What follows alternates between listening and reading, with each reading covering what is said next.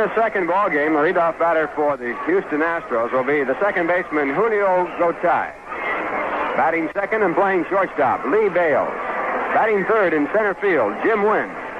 Batting fourth and playing first base, Doug Rader. Batting fifth and playing right field, Rusty Staub. Batting sixth and playing third base, Bob Aspromani.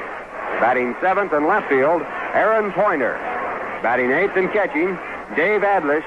And the pitcher, Wade Blassingame, batting ninth. The Astros, in winning the first ball game, now have won 64 ball games this year. They have lost 89. And in winning that first ball game, they have clinched the overall series between the Astros and Mets. They have won 10 of 15 games played, with a total of 3 more to come along this year. For the New York Mets changing their lineup considerably. The leadoff batter will be the right fielder, Amos Otis.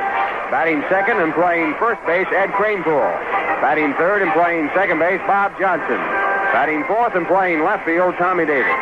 Batting fifth and playing shortstop, Jerry Buchek. Batting sixth and playing third base, Joe Mook.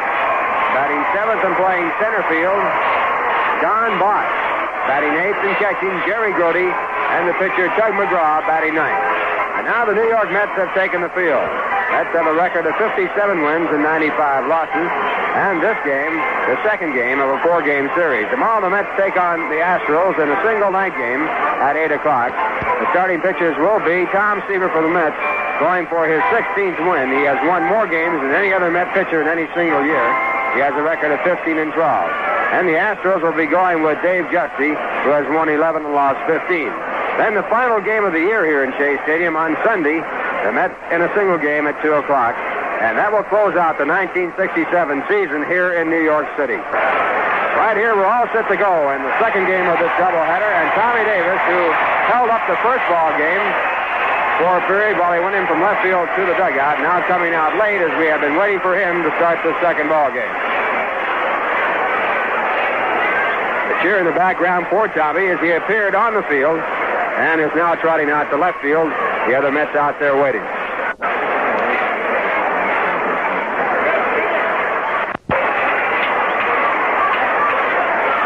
Leadoff batter for the Houston Astros, Julio Gotay, right-hand batter. He did not play in the first ball game. He takes the next delivery low, and it's 1-1. It'll be Julio Gotay, Lee Bales, and Jim Wynn for Tug McGraw. Jim Busby, the coach at third. Nellie Fox, the coach at first. Now a pitch back in, a called strike 2. 1 ball and 2 strikes. The umpires, Frank Desalan behind home plate. Jim Landis is at first base. Ed Vargo at second base. Stan Landis, I should say, is at first base. Now a swing and a miss, strike 3, and Tug McGraw on a fastball strikes out the first man of the game.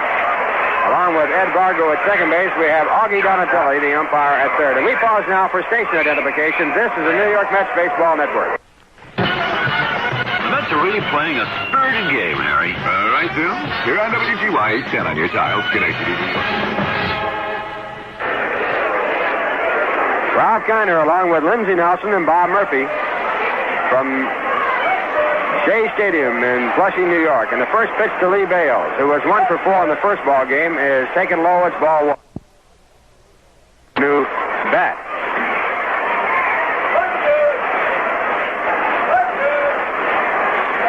Between games here, the doubleheader, it was a parade of banners. I don't know how many they had, but it had to be in the thousands.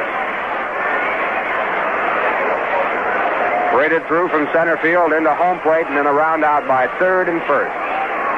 Quite a sight, and really a lot of fun to see the kids out here, and a lot of adults too with banners marching on by. Some beautiful banners. 1 ball, 1 strike. Bales back up to the plate. And the pitch by McGraw. Curveball. It hangs up too high. 2 balls, 1 strike. Tug McGraw's most singular accomplishment was when he beat Sandy Koufax, and that was the best and first win the Mets ever had over Sandy. Now the left-hander into the windup, and the pitch back to the plate is a high fastball off the glove of Jerry Grody. That puts the count at 3-1. Mets have Jerry Grody catching at first base, Ed Kranepool at second base. Bob Johnson. At shortstop, Jerry Buchek. At third base, Joe Mook. Tommy Davis in left field, Don Bosch in center field, and Amos Otis in right. Now the next pitch is high, and it's ball 4. And the Astros have their first base runner as Lee Bales walks. Now with one away here in the top of the first, the batter will be Jim Wynn, the center fielder.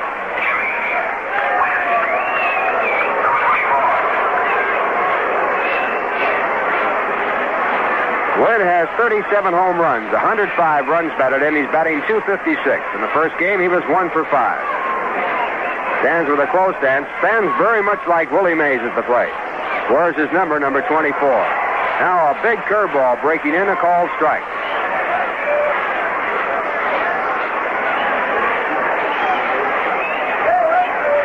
Hank Aaron leads the National League in home runs with 38. A throw to first base. Cranepool takes the throw in the dirt.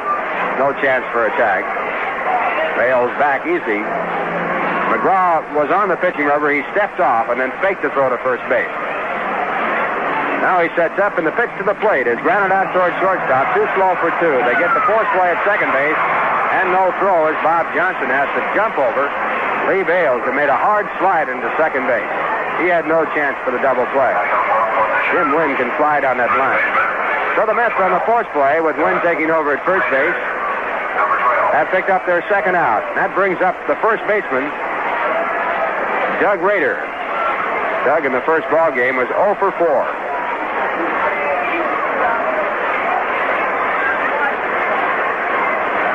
Right-hand batter hitting .346 in 43 games. And the first pitch is in for a called strike.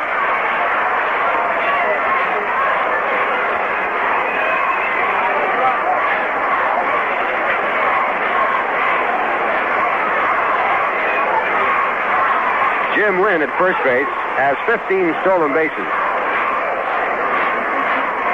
He's been thrown out 3 times. He draws another throw.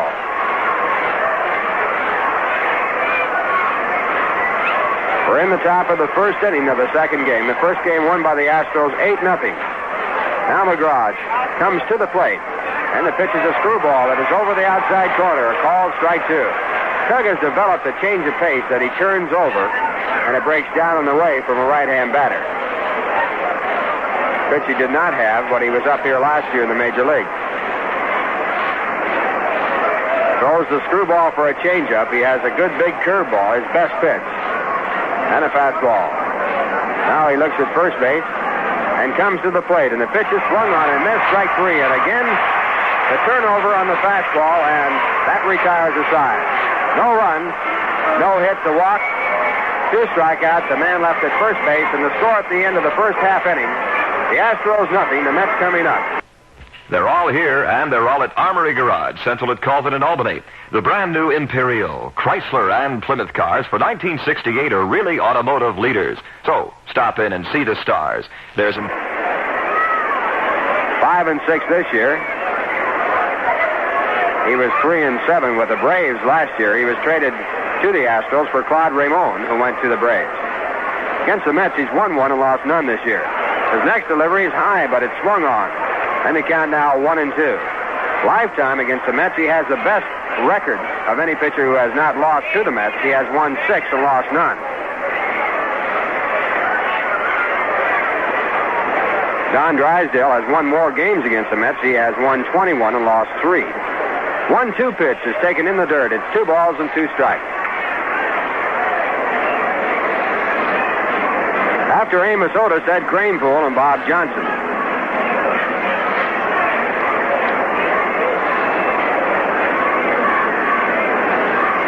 Yogi Berra, the coach at first base. Solly Parker, the coach at third.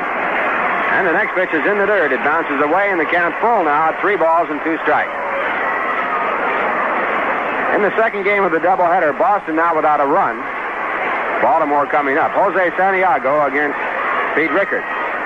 Boston has yet to score a run in the doubleheader. They lost the first game 10-0. And they have dropped out of first place. Minnesota in winning took over first. Now the next pitch is outside, ball 4, and the Mets have their first man on. That brings up Eddie Cranepool. At the end of 3.5 innings, Cleveland won, the White Sox nothing. Peters and Tiant, the opposing pitchers. In the second game of Detroit's doubleheader, it's no score after 1. Rolich and Barry Moore, the opposing pitchers. Detroit won the first game 8-3 as Wilson got his 22nd win.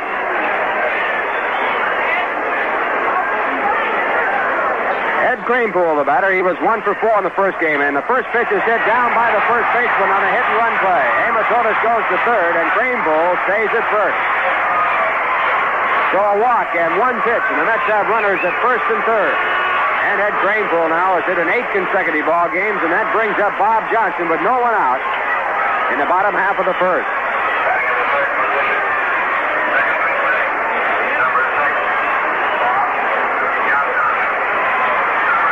Bob Johnson did not play in the first ball game. He's batting .339 in 86 games with 5 home runs and 25 runs batted in. Kranepool, before the hit, was batting .273. And now blasting game with the first pitch to Bob Johnson, the right-hand batter. It's low inside, ball 1. Dave Adlich, the catcher for the Astros. Doug Rader is at first base. Kranepool being held there. And the left-hander back, and the pitch is taken high and away. It's ball 2. 2 balls, no strikes. Julio Gotay is at second base. The shortstop is Lee Bales. The third baseman, Bob Aspromani. Aaron Pointer in left field. Jim Wynn in center field. And Rusty Staub in right. 2 balls, no strikes. Blasting game back, and the pitch is hit foul. Back out of play.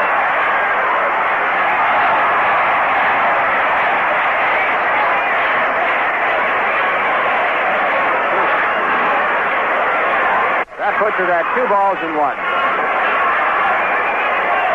Wind blowing out toward left field. A good breeze here at Shea Stadium on a cool evening. Now the left-hander sets again and comes back again, and the pitch is high. A hard fastball missing. 3 balls, 1 strike.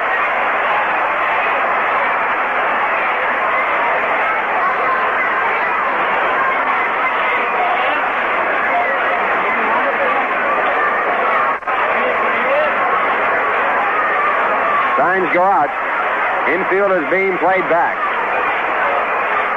And now the pitch to Johnson, and it's hit in the hole. The deep shortstop knocked down by Lee Bales.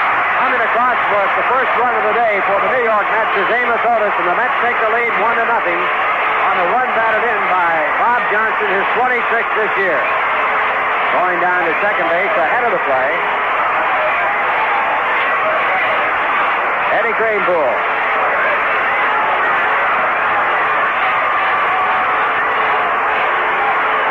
Brings up Tommy Davis as runners at first and second and no one out here in the bottom half of the first. Tommy was 0 for 3 in the first game, his average of .305.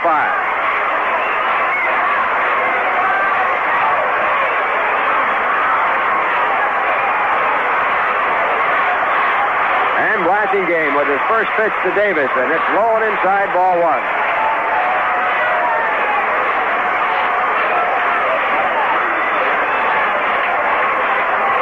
Now the phone is ringing in the dugout, and on out to the bullpen, and we're getting some action in the bullpen for the Astros.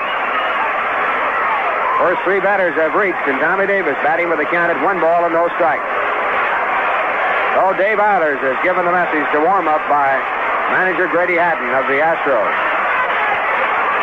Blasting game once again sets. His pitch back to Tommy Davis is fouled off. So the count at 1 ball and 1 strike.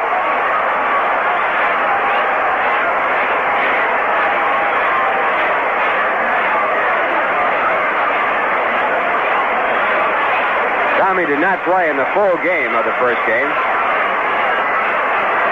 After the Astros had a big lead, he was rested by manager Saldy Parker, who is going to run the ball club now that Wes Westrum has resigned for the rest of the season.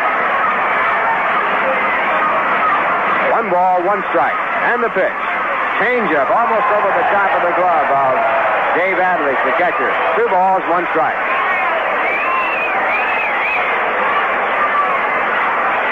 Blasting game hasn't pitched a ball game since July 26th. He's been bothered by a sore shoulder, and I'm going to get that all fouled up. That's a word I never could say. Shoulder. A bad arm. He's throwing hard here tonight. Next pitch back is high, and it's ball 3. 3 balls, 1 strike. No, Blasingame showing signs of not having worked off with his control. Sparks out in front of the plate before delivering the ball back to the pitcher. It's 3-1, no one out. Runners at first and second. A run in the bottom half of the first.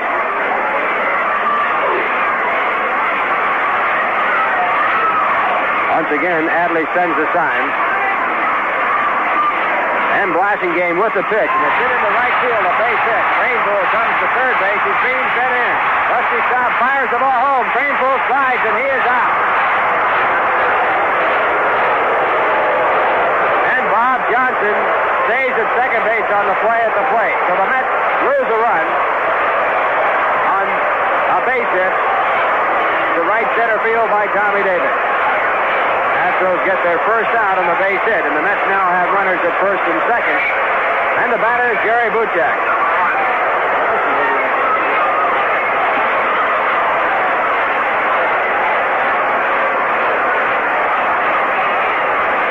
Jerry Buchek played shortstop in the latter part of the game in the first game. He was 1 for 2. And he's playing shortstop in this game. Big play at the plate. The throw by Rusty Staub is right on the nose. The big play behind the play was Bob Johnson not going to third. Now the first pitch to Jerry Buchek. And it's swung on, strike one.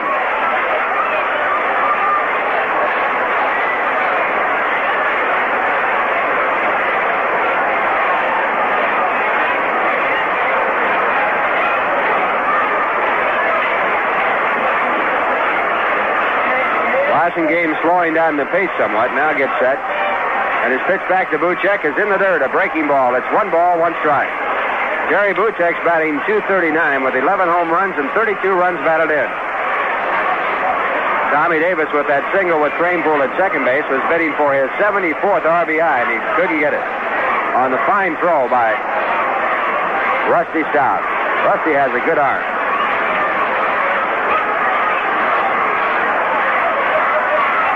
The 1-1 pitch is over the inside corner. Called strike two. On the play at the plate, technically, if Johnson had gone to third, it would set up the fact for Tommy Davis to go on down to second, and the Mets would not have lost their base position, even though they had an out on the play.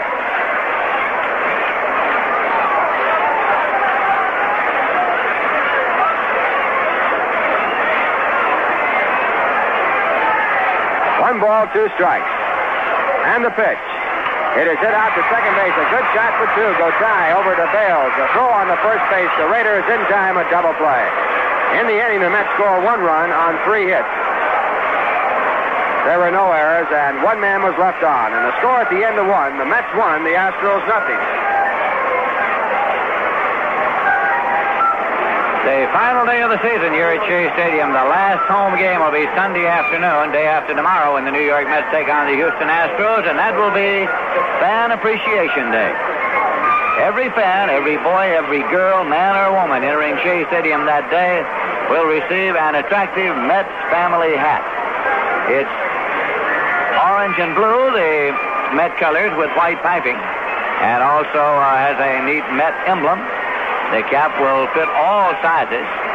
And so, if you come out to the ballpark on Sunday afternoon, on Fan Appreciation Day, you'll receive an attractive Met family hat, and every member of the family will receive one.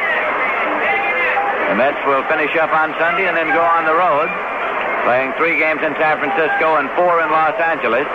The season finale will be for the Mets this year in Los Angeles on Sunday afternoon, October 1st. Right here, we're going to the top half of the second inning, and coming in once again for the play-by-play, Ralph Kiner. Okay, Lindsey Nelson, it's a 1-0 game, the Mets in front. And Tom McGraw, who pitched the first inning, pitched the 4 batters, struck out 2 and walked 1, now getting set for the second. His first man will be Rusty Staub, who had 3 hits and 5 times up in the first ball game. And it was his fine throw that cut off a run in the first inning in the second ball game. Rusty batting .340, a left-hand batter. This is his 521st time to the plate.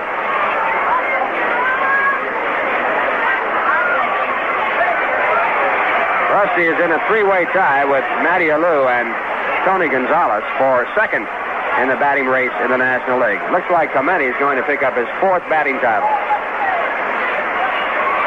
Next pitch to the plate after a strike is called a ball. 1 ball, 1 strike.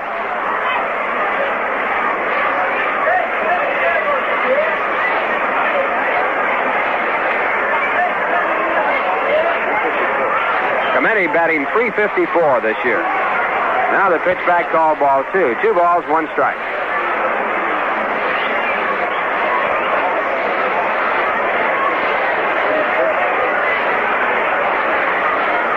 The 2-1 pitch is high and it's ball 3. 3 balls, 1 strike. Rusty Staub has 43 two-base hits, and he leads the National League in that department and leads Clemente, who has 36. He has a club record of 177 hits in one season. Now the next pitch is inside, ball 4. Tug McGraw walking his second man and walking the lead batter here in the second. That brings up Bob Aspromani.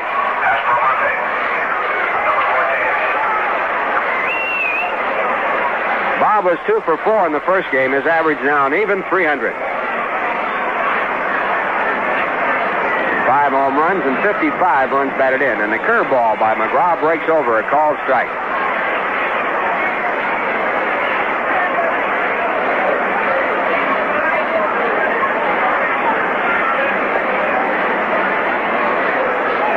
McGraw back, and the 1 strike pitch is high, and it's 1 ball and 1 strike. In McGraw's very first appearance for the Mets this year, he retired the first 10 batters. But then he got wild and lost the ball game. The 1-1 pitch back to Aspromani, hit right back at Doug McGraw. He throws to second base to Bob Johnson, who drops the ball, but he picks it up and stays on the bag and also tags out Rusty Staub. Mets losing a possible double play, but effecting an out at second base for the first out in the inning. Throw was a perfect throw to Bob Johnson. He was in a hurry to get it off to first and dropped it.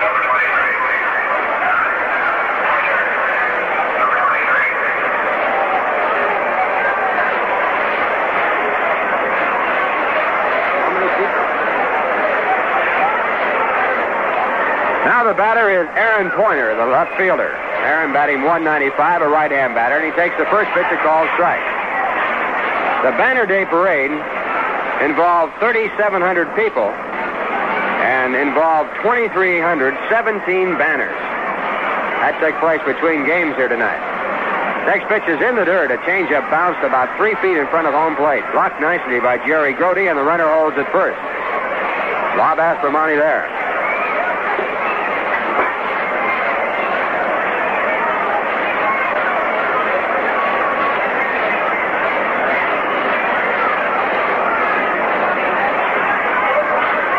Foul ball in the next delivery, out of play on the right side. 1 ball, 2 strikes.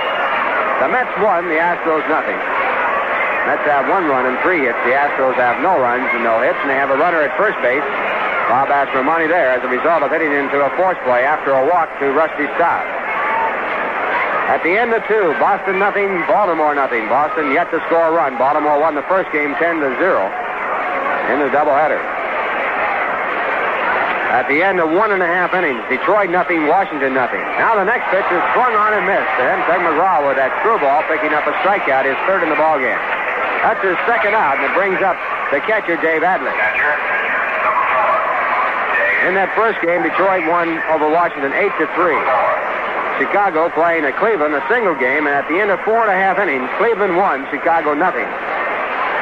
Kansas City 3, California nothing after 3. Hamilton knocked out of the box. Simmons now pitching for the Angels. First pitch to Dave Adlish is bounced in the dirt again, about 2 feet in front of home plate, and again blocked by Jerry Grody nicely, and Bob Aspromani has to stay at first.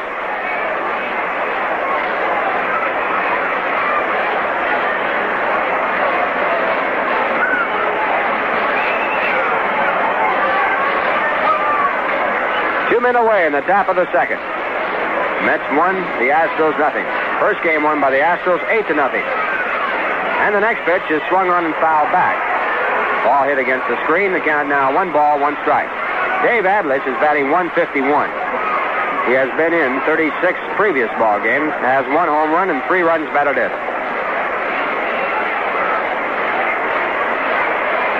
Now McGraw ready, and the pitch back is the screwball, and it's outside. 2 balls, 1 strike.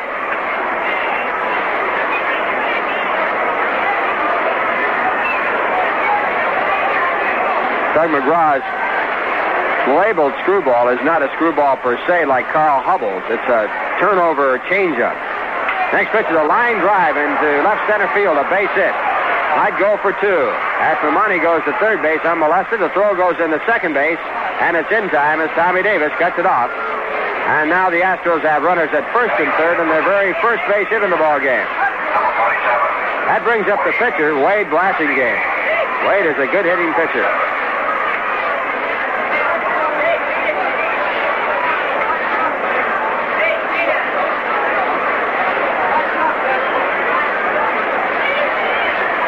Game, a left-hand batter, stands with a cold stance. Got his first major league home run against the Mets while pitching for the Milwaukee Braves. And Tug McGraw with runners at first and third working from the set position, and the first pitch is in, a called strike. McGraw should equalize Blasingame as he is a left-hand pitcher pitching to a left-hand batter. When you talk of pitchers and being good hitters as pitchers, it's usually always against a pitcher who throws from the other side. Now the 1 strike delivery. It's in the dirt, low, not quite in the dirt. 1 ball, 1 strike.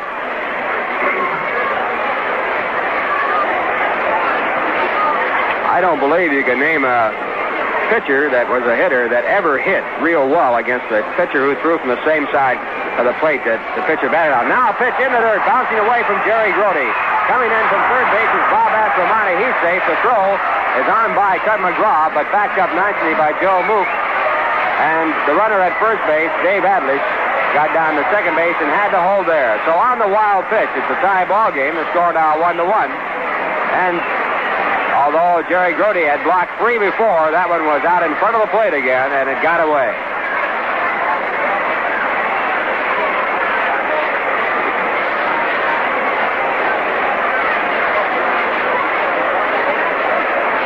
The count on the pitcher, Wade Blasingame, 2 balls, 1 strike.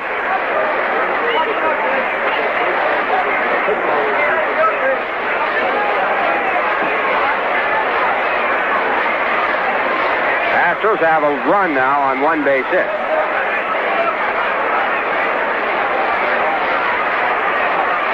Adlish with a short lead at second, and now the pitch back to the plate is swung on and fouled back against the screen. 2 balls, 2 strikes.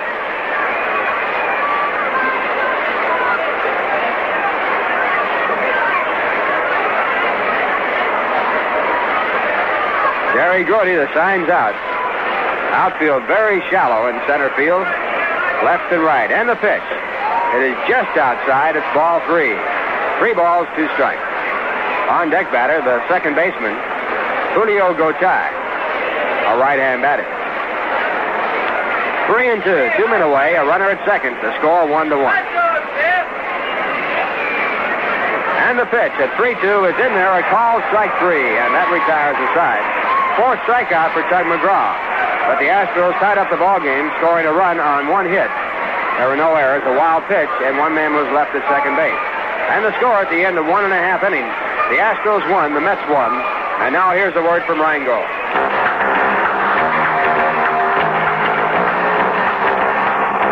You found a high spot. You're sitting up in the shade.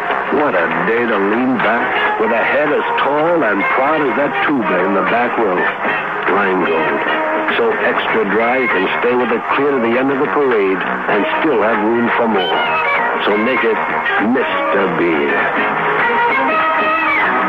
Rheingold, make it Rheingold. And you make it big. Rheingold, make it Rheingold. And you make it big.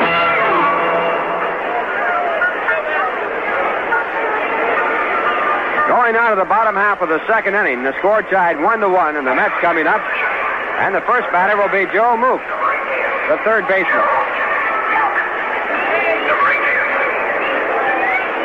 Joe, a left-hand batter, former all-around athlete, at LSU. And the first pitch by Wade Blasingame is swung on and popped up on the third base side. Bob Aslamani, right near his third base position, moves back and makes the catch for the out. So Blasingame gets an out on one pitch, and we pause now for station identification. This is the New York Mets Baseball Network.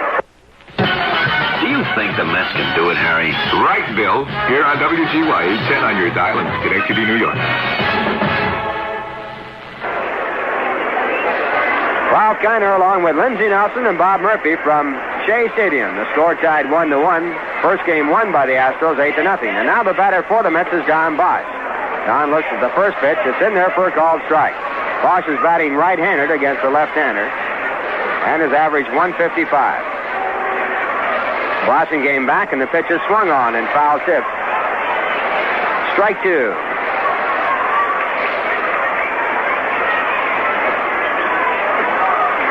Astros 1 run on 1 hit. The Mets have 1 run and 3.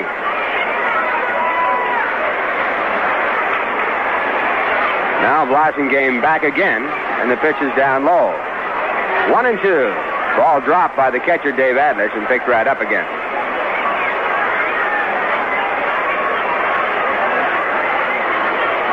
Blasingame takes the signs, goes into the windup, kicks and comes back again, and this time low again, bouncing the ball off the plate.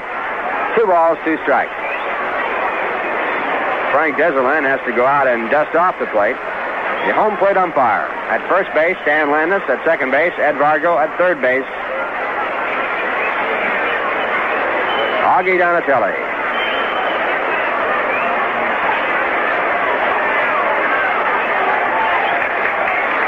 Now the 2-2 pitch. It is swung on and missed, strike 3. And Blasingame gets his first strikeout. And that's his second out here in the bottom half of the second. That brings up the catcher, Jerry Grody. Bosch had batted 1 time in the first game as a pinch hitter and had struck out. Now Jerry Grody comes up. He was 0 for 2 in the first game. He played the first part, and Greg Goosen came on to finish up when the Mets got behind. First pitch is high, a hard, high fastball. It's ball 1.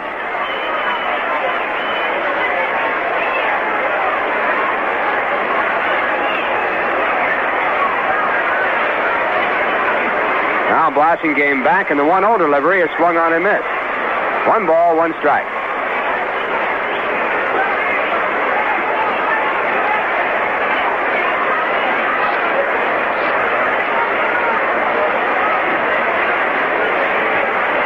Now the signs are out, and the pitch comes back in. And a change curve is way up and outside. It's 2 balls and 1 strike.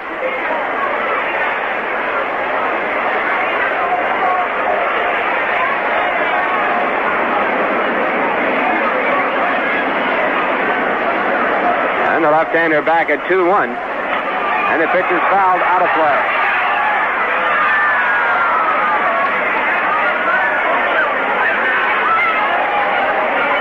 Two balls, 2 strikes.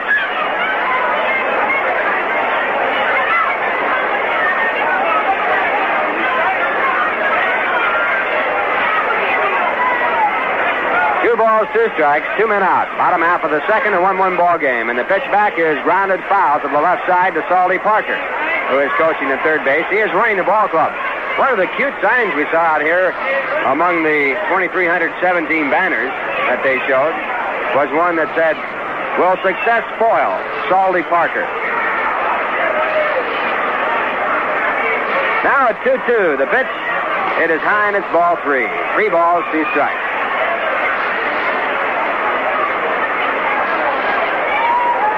Salty is going to run the ball club for the rest of the season, and that's it. He prefers to be a coach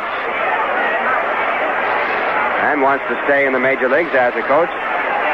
He played 11 games in the major leagues in his major league career. Now a swing and a miss, strike 3, and a 1-2-3 inning for Wade Blasingame with 2 strikeouts. And the score at the end of 1.5 innings. The Astros won at the end of 2 innings, pardon me. The Astros won, the Mets won. Going now to the top of the third. The Astros won, the Mets won. And the leadoff batter for the Astros coming up, Julio Gotay. I don't know what that was, Lindsay, but Looking over to our left, I saw a big sheet of paper. There's some wind blowing here that flew over the top of the television where Bob Murphy's doing the ball game, and if that was his score sheet, he's in trouble. I thought Murphy jumped out of the booth. Now the first pitch to Gotay is popped up, and Eddie Kranepool has a shot at it in foul territory, and he makes the catch. Gotay had struck out his first time up. He's 0 for 2 now. Batting .284. Did you ever have that happen to you, Lindsay, during a football game or a baseball game and lose your score sheet? I've had it happen at golf tournaments where you had everything down and the whole thing blew away. And it gets interesting from then on. You got to ad-lib pretty crazy. Now the batter is Lee Bales, and he takes the first pitch by Tug McGraw, and it's called a ball. Lee walked his first time up. 1 for 4 in the first ball game. The Rays' average to 143. Lee has only played in 16 ball games. Now the right-hand batter, who is a switch hitter, swung and foul tipped. The next pitch, it's 1 ball and 1 strike. Well, we know the banner numbers. The banner parade, grand prize number 20. When spring comes, the Mets will have a vision. Would you believe? First division. Now a foul ball hit back over the top. And they count 1 ball and 2 strikes. This banner was also a winner of more than 2 divisions.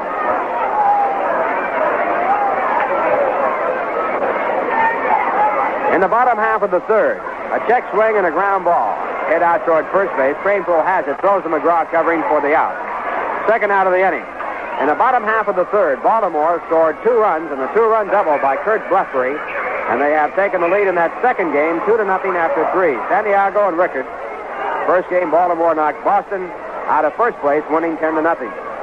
Minnesota Twins beat the Yankees 8-2. They are in first place no matter what happens tonight. Jim Wynn, the batter. Jim hit into a force play his first time up. 1 for 4 in the first game, and his average is .255. 37 home runs. And the first pitch by Tug McGraw is inside. He has to move away.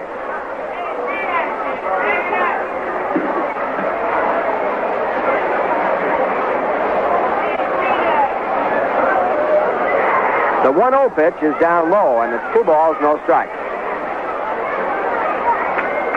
When spring comes, the Mets will have a vision. Would you believe? First division. The grand prize. Here, banner night. Now a hard swing and a miss. 2 balls, 1 strike. Jim Wynn spinning all the way around, and the bat slipping out of his hand. Dropping behind him.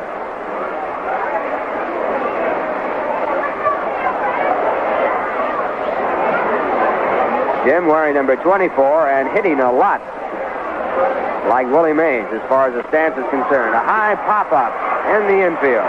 The second baseman, Bob Johnson, right on the bag, straddling the bag and making the catch to retire the side. Tug McGraw for the first time, 1-2-3 against the Astros, and the score at the end of 2.5 innings. The Astros won, the Mets won. They're all here, and they're all at Armory Garage, Central at Colvin and Albany. The brand new Imperial, Chrysler, and Plymouth cars for 1968 are really automotive leaders. So stop in and see the stars. There's Imperial, the Crown Imperial, and the most luxurious of them all, the Imperial LeBaron. And then there's Chrysler with the New Yorker, 300, Custom Newport, and Town and Country Wagon. You'll see all the new Plymouth, the Fury, Sports Fury, VIP, and the new Sports Fury Wagon. There'll be Belvederes, Satellites, Sports Satellites, and the new Satellite Sport Wagon, not to mention the GTX and the exciting new Roadrunner. There's also the sporty Barracuda and the economical Valiant and Valiant Signet models. It's the biggest opening selection in Armory's 49-year history. So don't miss the excitement at Central and Colvin in Albany, where Armory Garage, the largest Chrysler Plymouth dealer in the Northeast, has taken the wraps off the breathtaking lineup for 1968.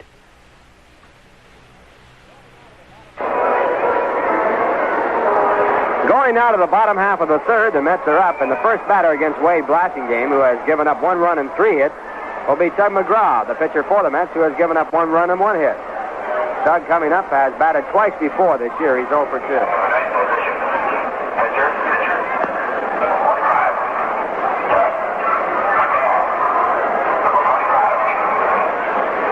Well, the paid attendance here today, 13,342.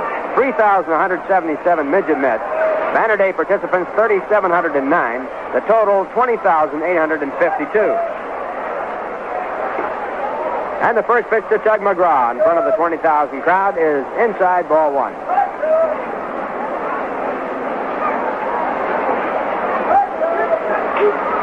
Now the next pitch hit down the line is going to be a base hit. McGraw's going for two. Gotay has it. He might have a play to throw to second. Not in time as McGraw slides in safely.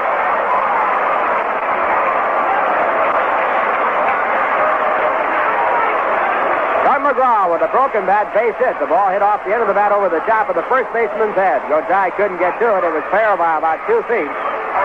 And the Mets have a tie-breaking runner at second base with no one out here in the bottom half of the third. And the batter coming up is Amos Otis. Otis walked on 4 pitches his first time up. Beg your pardon, he walked in the 3-2 pitches first time up. Moved over to third on a perfect hit-and-run play by Ed Kranepool, and then scored on a base hit by Bob Johnson. Some more prizes on Banner Night in the one-man division. First prize, the Mets are kings of Queens. Of course, speaking of the borough here in the area where the Mets play ball in Flushing. First pitch to Otis is inside, a breaking ball, ball one. Second prize, my mommy loves Swoboda so much, she even has 4 kids, which is a reference to his number 4. See a lot of good humor out there.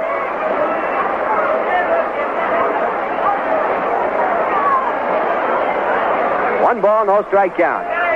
McGraw with a short lead at second base, no one out. And the pitch to Otis is hit foul to the right side into the stand. 1-1.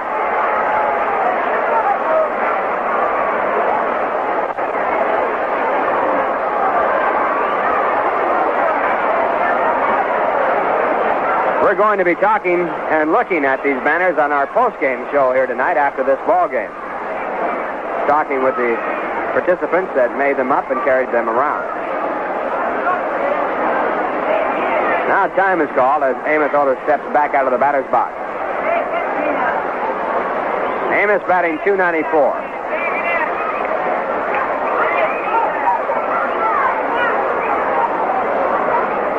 Now Blasingame goes to the rosin bag, and time is called as Otis again steps out of the batter's box.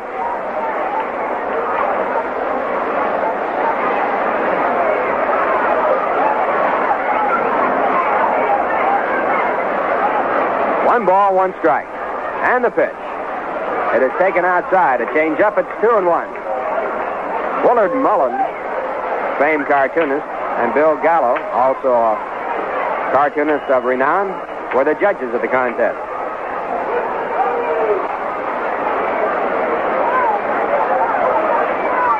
Two balls, one strike. Blasingame sets up again. And the pitch. It is bunted out toward first base. Picking the ball up is Blasingame. He has a play at first base to Rader. Doug Rader making the catch. And on the play, Tug McGraw goes over to third. So on the sacrifice, and it was sort of a gambling sacrifice because Amos Otis was trying to bunt the ball for a base hit. The Mets have a runner at third base for Ed Kranepool with one man out. Ed singled his first time up. He now has hit in 8 consecutive ball games and has averaged .275. Ed is batting second in the batting order tonight. Infield is in, and the first pitch is fouled off. It's strike one.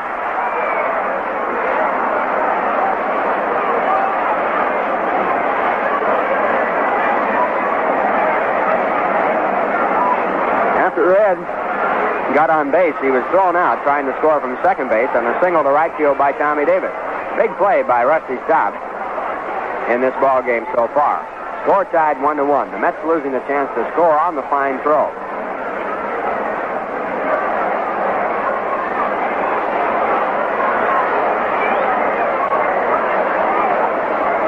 One strike count. Blasingame checks at third, goes into the short windup, and comes to the plate. And the pitch is hit out to center field. It'll score a run. It might be a base hit. Coming over to make a great catch is Jim Wynn. He now tries to fire it home, but Tug McGraw slides in safely with a go-ahead run. Jim Wynn makes making a fine running catch, catching the ball right off his shoe tops with a one-hand grab. Made a good throw home after straightening up, but it was too late, and the Mets now lead 2-1. One batted in for Eddie Cranepool on the sacrifice fly, his 53rd.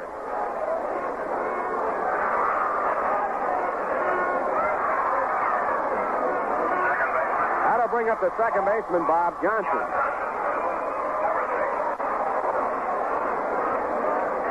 Bob singled his first time up, an infield hit to the shortstop. And his average now 342 for his 219 times up. Mets have 2 runs on 4 hits. The Astros have 1 run and 1 base hit. First pitch to Johnson, a changeup. It's taken outside, ball 1.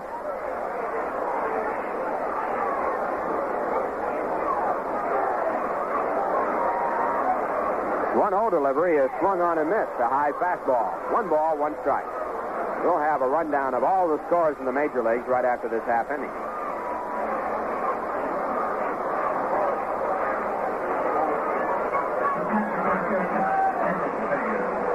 Now the pitch back, again a change curve, and it's inside. 2 balls, 1 strike. 3,177. Mets now in 65 home dates have drawn 1,533,576.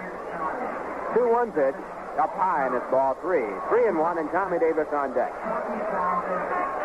Mets have a single night game tomorrow night. It's date night at Shea Stadium. Tom Seaver against Dave Justy. Tom going for his 16th win. Justy going for his 12th. Then a single game on Sunday, which is Fan Appreciation Day. A ground ball hits down to third base. Aspermonte goes over to make the play in front of the shortstop. His throw to first base is in time to Doug Rader, and the side is retired. In the inning, the Mets score a run on a base hit. There were no errors and no one left on base. And the score, at the end of 3, the Mets 2, the Astros 1. In the National League, the Cubs beat Cincinnati 3-2 to help out San Francisco in their drive for first place. The winning pitcher was Joe Niekro. The losing pitcher was Billy McCool. At the end of 1/2 inning, Atlanta won off Mike Perez.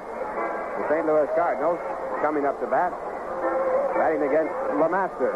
Also scheduled, Philadelphia against the Dodgers, Pittsburgh against San Francisco. In the American League, Minnesota beat the Yankees to win their 5th consecutive ball game. The winning pitcher, Jim Cott, his 15th win against 13 losses. Mel Stottlemyre losing.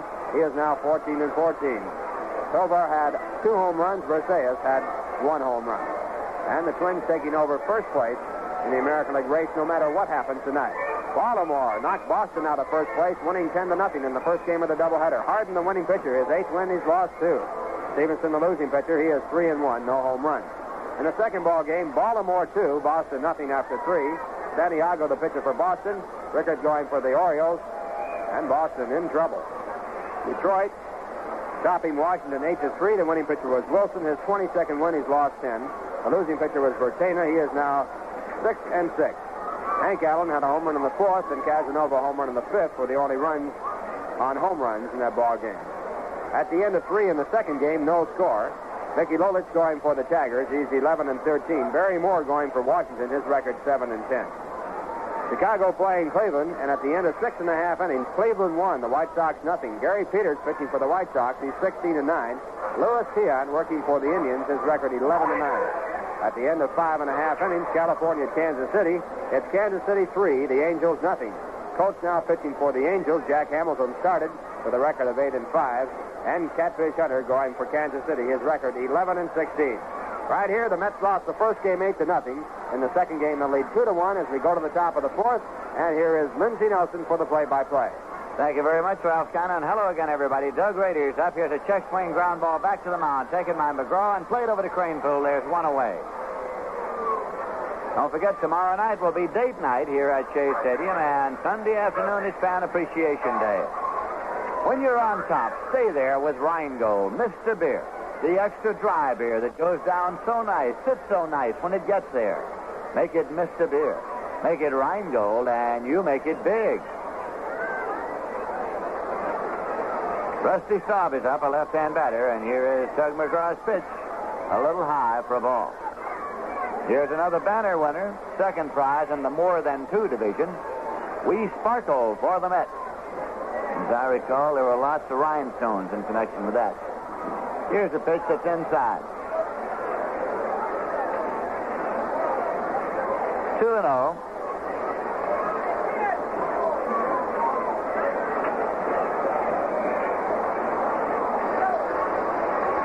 Here's a pitch in for a called strike, 2-1. The banners are being identified on the message board simply by the slogan that appeared on it. Of course, it doesn't begin to describe what the entire presentation embodied. And the slogan is only a portion of the banner itself, as far as the judges are concerned. Here's a 2-1 pitch, and it's inside.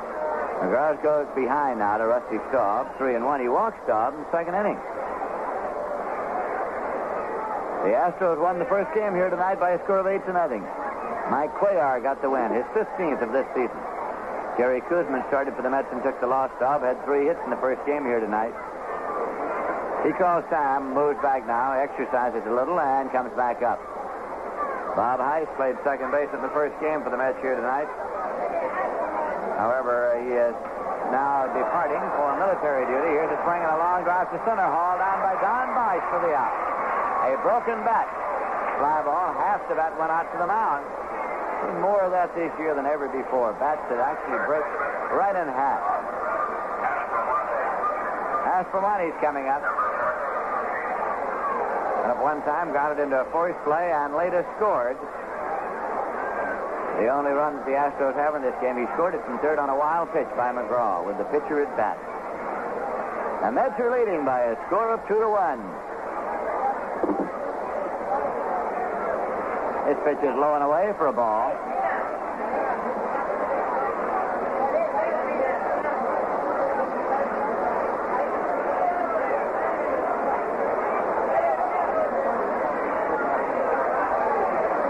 Pitch is in for a called strike. At the end of 3 innings, the Baltimore Orioles 2 and the Boston Red Sox nothing. Jose Santiago against Pete Rickard, but now Eddie Watt has come in to relieve Pete Rickard. Here's a pitch outside. The Red Sox have scored 5 runs, and they're still batting in the top half of the 4th inning. Baltimore won the first game tonight, 10-0.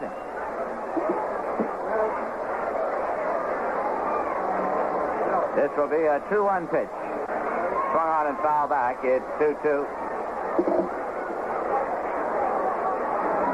But regardless of what happens now in the American League, tomorrow morning when you read the standings, the Minnesota Twins will be up there all alone. 2-2 delivery. Swung on and foul back. They'll be there because they played a game this afternoon and they won it to move out a half game ahead of the contenders. They had been tied with the Boston Red Sox, but the Red Sox lost their first game. Even if they come back to win their second, they'll still trail the Minnesota Twins by a half game. Here's a 2-2 pitch. Swung on and tipped back into the glove of Grody. Strikeout number 5 for Tug McGraw. He got the side in order. No runs, no hits, no errors, none left in the middle of the 4th. The score is the Mets 2 and the Astros 1. Now here's a word from Recheduled.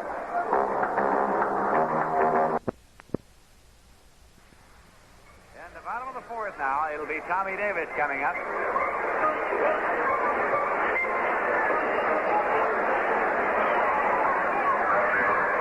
Sox are out in the 4th. They got 5 runs, so they lead the Baltimore Orioles by a score of 5-2. Tommy Davis has been up one time, single right to drive and a run. He's batting .306 for the season. Mets are up here in the bottom of the 4th as Wade Blassingame deals a pitch that is inside for a ball.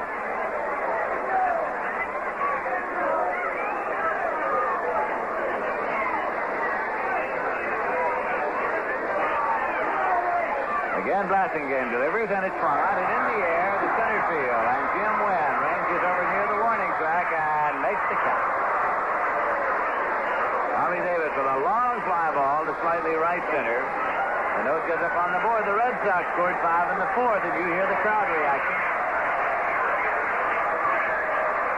The Red Sox are sentimental favorites to win the American League pennant, because they haven't won one since 1946.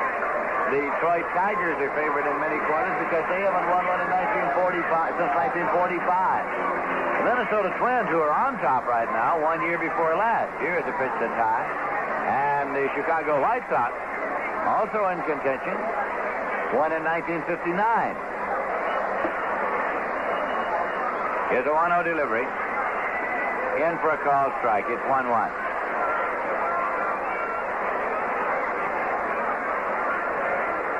That was the first time they won in 59 since 1919. It's a long time in between, wasn't it? This pitch is low. The Detroit Tigers did not score in the fourth. Going to the bottom of the fourth, second game, Detroit nothing, Washington nothing. Mickey Lolich against Barry Moore. Detroit won the first game 8-3. The White Sox in Cleveland are going to the eighth inning. Cleveland leading 1-0. Here's a pitch, and it's low. Don McMahon relieved Gary Peters for the White Sox in the seventh. Luis Tiant's in and all the way for Cleveland. The end of sixth, Kansas City 3, California nothing. Jerry Buchek at the plate with a count of 3-1. The Mets leading here by a score of 2-1.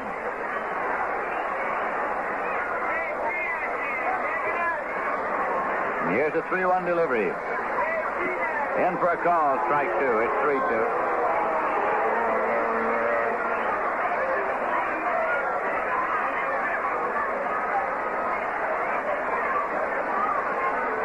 This will be a payoff pitch. Joe Mook is waiting around on deck. Here's a delivery. And it's high for a ball. Ball four. Last game, second walk gives the Mets a base runner, and Joe Mook is coming up. Ralph, I know you had this young fellow on your pregame show on the TV side. What do you have to say? Joe said that very little. As a matter of fact, he's a very quiet, well-mannered, soft-spoken boy. He said he never played football at LSU, which is something we wanted to find out about, but he did go to college and play some freshman activities. All right, here's a pitch to Mook, and it's high for a ball. 1-0. He also said that his dad played some professional baseball just after the war. The war cut him out of some years, and that his dad gave him the theories that he has on hitting. Now the pitch, and it's low and away for a ball, 2-0. He's a good-looking young hitter, and he has some power. He's one of the few players that you see coming into the major leagues that can really sting a ball when they're that young.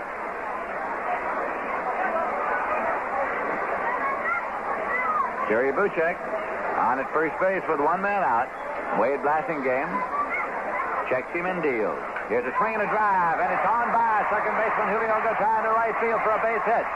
Rusty Staub is up with it, and Buchek turns and holds at second. A line shot off the bat of Joe Mook. Julio Gotay made the dive for it, could not come up, so the Mets have runners at first and second, and Don Bosch is the batter. We pause for station identification. This is the New York Mets Baseball Network. The glorious Mets never look better, Harry. Right, Phil. Here on WGY 10 on your dial, Schenectady, New York. This is Lindsey Nelson with Ralph Kiner and Bob Murphy at Shea Stadium. The Mets are leading 2-1. They have runners at first and second. There's one man out. Don Bosch is up. Larry Sherry's throwing in the bullpen for Houston. Blassingame's pitch is high. Ball one. Jerry Grody's waiting on deck. The Astros have an infield of Doug Rader at first, Julio Gotay at second, Lee Bales at short, and Bob Aspromonte at third. Aaron Pointer's in left, Jim Wynn in center, and Rusty Staub is in right field. Net runners lead at first and second.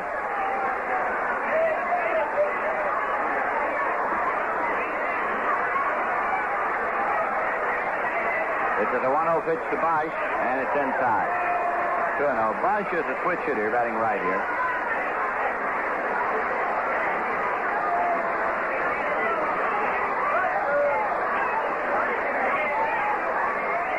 Blassingame has won 5 and lost 6 this year, and as Ralph Kiner told you, was out for a good long stretch with shoulder trouble.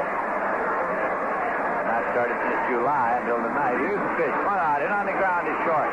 Taken by Bales and Cisco to Gaston on to first for a double play. Short to second to first. The side is out. No runs are hit, no errors, and one left. The end of 4 full innings. The score is the Mets 2 and the Astros 1. They're all here, and they're all at Armory Garage, Central at Colvin and Albany. The brand new Imperial, Chrysler, and Plymouth cars for 1968 are really automotive leaders. So, stop in and see the stars. There's Imperial, the Crown Imperials, and the most luxurious of them all, the Imperial LeBaron. And then there's Chrysler, with the New Yorker, 300, Custom Newport, and Town and Country Wagon. You'll see all the new Plymouths, the Fury, Sports Fury, VIP, and the new Sports Fury Wagon. There'll be Belvederes, Satellites, Sports Satellites, and the new Satellite Sport Wagon, not to mention the GTX and the exciting new Roadrunner. There's also the sporty Barracuda and the economical Valiant and Valiant Signet models. It's the biggest opening selection in Armory's 49-year history. So don't miss the excitement at Central and Colvin in Albany, where Armory Garage, the largest Chrysler Plymouth dealer in the Northeast, has taken the wraps off the breathtaking lineup for 1968.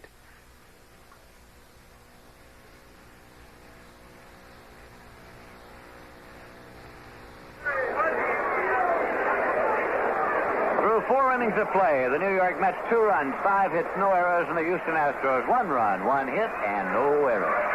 Aaron Pointer is coming up to lead off. In the American League, the White Sox did not score in the 8th. Going to the bottom of the 8th, it is Cleveland 1, the Chicago White Sox nothing. The Baltimore Orioles did not score in the 4th. Going to the 5th, it is the Boston Red Sox 5 and the Baltimore Orioles 2. That's the second game of a doubleheader. Baltimore won the first game 10-0. Aaron Pointer has been up 1 time and he struck out. He's a right-hand batter facing left-hand pitcher Tug McGraw. And the pitch is swung on and missed for strike 1. Dave Adlish, the catcher, is waiting on deck. Tomorrow night, Tom Seaver for the Mets and Dave Justy for the Houston Astros. Here's a swing and a miss. 2-strike count.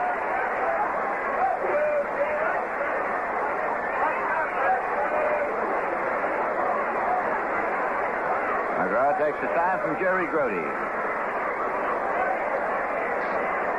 And the pitch swung on and missed. Strikeout number 6 for Tug McGraw. It'll bring up Adlish, who's been up 1 time and had a base hit. We were talking about the Chicago White Sox having won the American League Pennant in 1959. The man who had perhaps the most to do with that is coaching right now at first base for the Houston Astros. Nellie Fox. He was the second baseman for the White Sox that year and the most valuable player in the American League. Here's a pitch that's in for a called strike.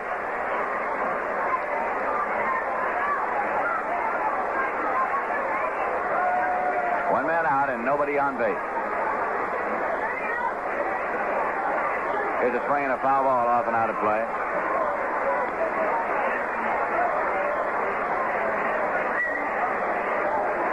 That year, in connection with a network pre-World Series show, we went down to visit Nellie Fox's hometown. Here's a pitch high in St. Thomas, Pennsylvania, near Chambersburg.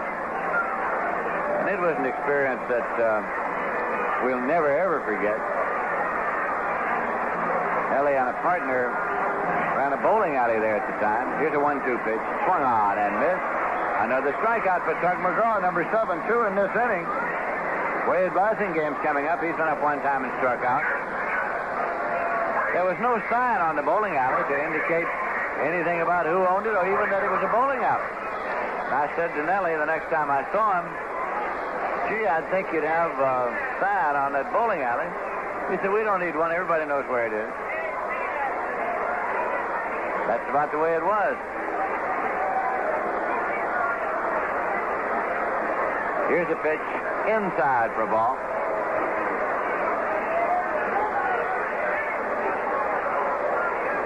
McGraw has struck out 7 and walked 2. Here's a pitch in for a called strike. The night that he beat Tug McGraw, the night that Tug McGraw beat Sandy Koufax, and certainly Tug's most memorable victory, he worked the first 7 innings. Jack Fisher came out of the bullpen to finish up that job. Here's a swing and a foul ball backing out of play. It's 1 and 2.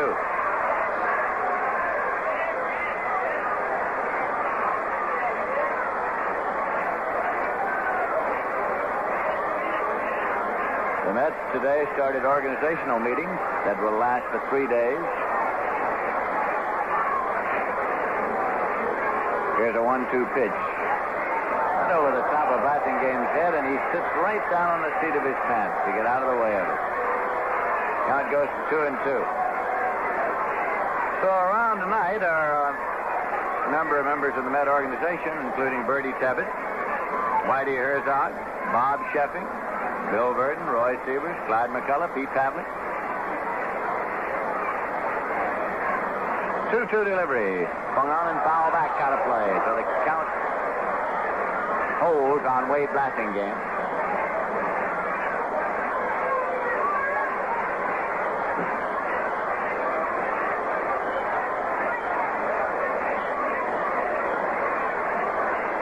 Swinging a foul ball. He stays alive, just getting a little piece. The count holds at 2-2. 2 men out. Mets leading by a score of 2-1. The Houston Astros won the first game here tonight by a score of 8-0.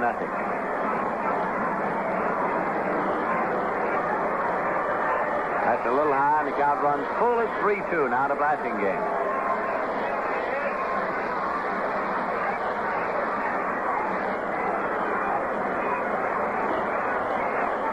This will be a payoff pitch, and it's on the way. Swung on and fouled off again into the seats, and the count holds full at 3-2.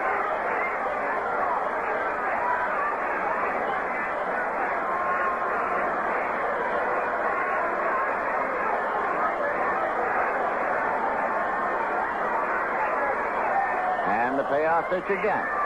Swung on and missed. Strikeout number 8, and Tug McGraw strikes out the side. 1-2-3. No runs, no hits, no errors, none left.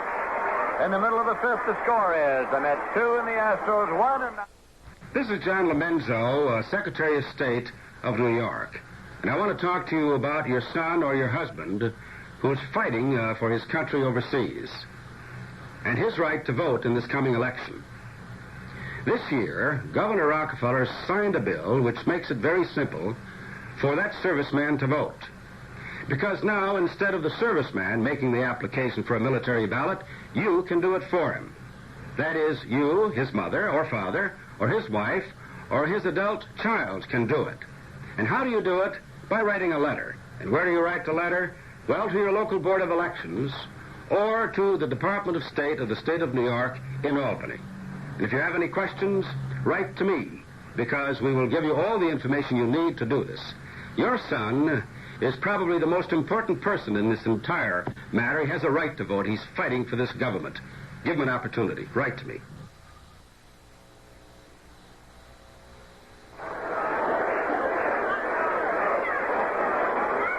in the bottom of the fifth, it'll be Jerry Grody coming up to lead off for the Mets. Cleveland did not score in the eighth, so going to the ninth inning, the Cleveland Indians are leading the Chicago White Sox 1-0, and Luis Tiant has a shutout going to this point.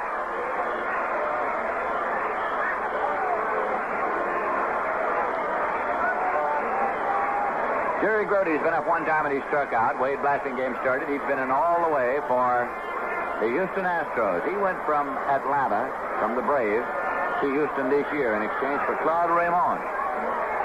Playing a drive in the center field for a base hit. Jim Wendover scoops it up, plays it back. Grody turns and holds the leadoff single for the Mets here in the fifth. Doug McGraw coming up in a sacrifice situation.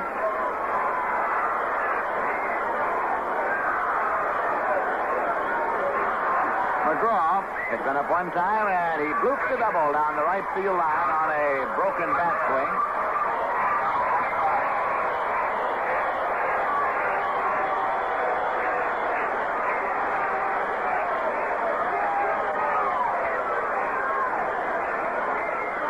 At first base, Doug Rader comes over to hold. Here's the pitch to McGraw. He squares, takes inside. Bob Aspromonte, the third baseman, to charge way in on the grass. It's ball one now to Tug McGraw.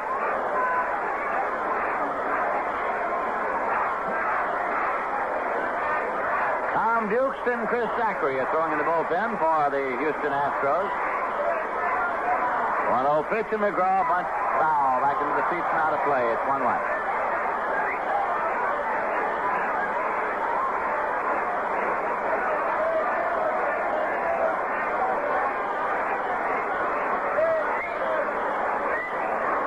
Nobody out and a runner at first, with McGraw at the plate. Amos Otis. is on deck. Otis is playing right field in this game, and Don Bosch is playing center.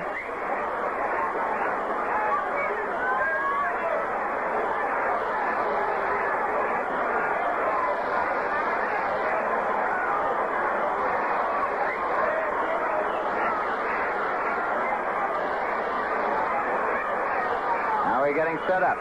Wade Blasingame with the pitch. McGraw squares. Bunts the ball up the first base line. Blasingame takes it. Tags McGraw. He's out. Sacrifice to the pitcher unassisted. Moves Jerry Grote to second and brings up Amos Otis. Otis has walked so far. First time up. Running the ball to the right side. His second time up.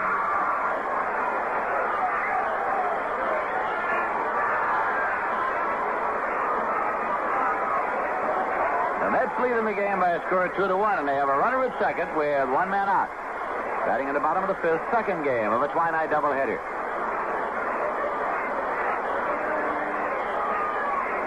Blasingame now, off the stretch. Here's the pitch, and it's high and away for a ball. It's 1-0.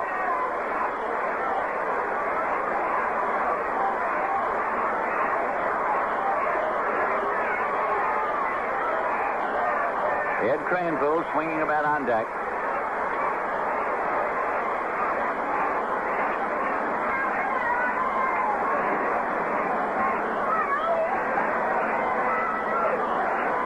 Blasingame taking a long time getting the sign, so Amos Otis has backed out at the plate.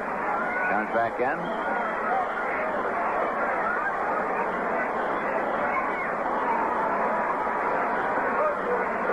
Now the 1-0 delivery. Breaking ball right in there for a called strike. It's 1-1.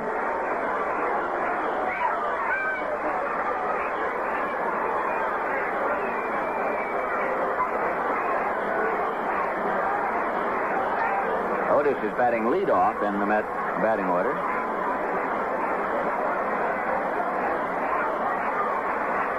One pitch. Swung on and foul back out of play. It's 1-2. When Wes Westrom resigned yesterday as Met manager, Salty Parker was named to replace him for the remainder of this season, and Salty is running the ball club from the coaching lines at third base. It wasn't so very long ago that was a fairly popular thing to do. But it isn't done any longer. Leo DeRocher made a habit of running the club from third baseline. Johnny Keane did it on occasion, the Cardinals. Gene Mock with the Phillies for a good stretch used to run the club from the coaching lines at third. This will be a 1-2 pitch. And he is hit by the pitch ball. Nipped him inside, and Otis apparently is all right. He runs on down to first base. Checks in with Coach Yogi Berra down there. He's exercising the left arm. So it just nipped his left elbow. Gives the Mets runners at first and second and brings up Ed Craneville.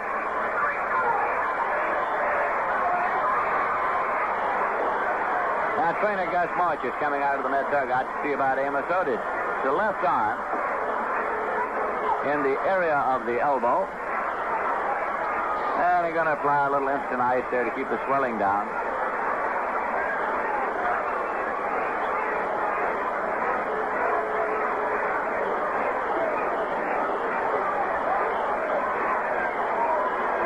One of the quiz questions of the day is who was the last playing manager? Speaking of managers and where they run the club from, who was the last playing manager in the Major League?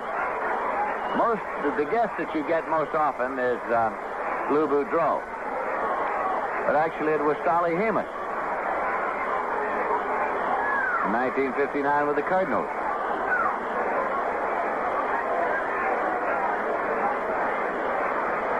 Right here, the Mets lead 2-1. Craneville is in and waiting now. Met runners at first and second, one man out.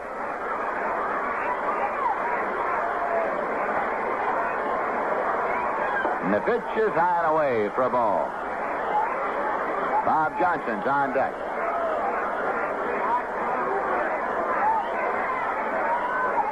The Detroit Tigers did not score in the fifth. Going to the bottom of the fifth, Detroit nothing, Washington nothing in the second game. Detroit won the first game 8-3.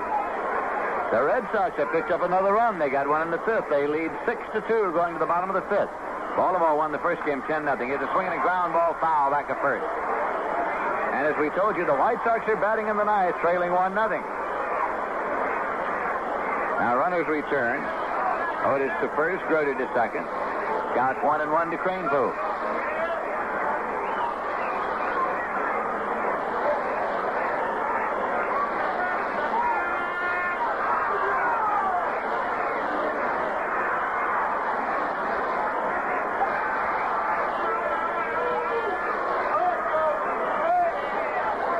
Blasingame is taking the sign.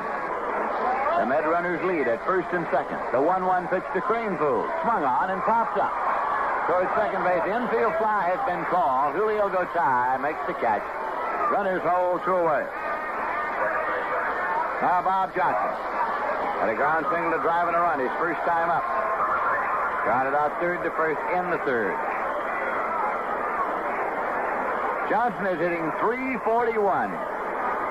Just a little more than a week to go in this season.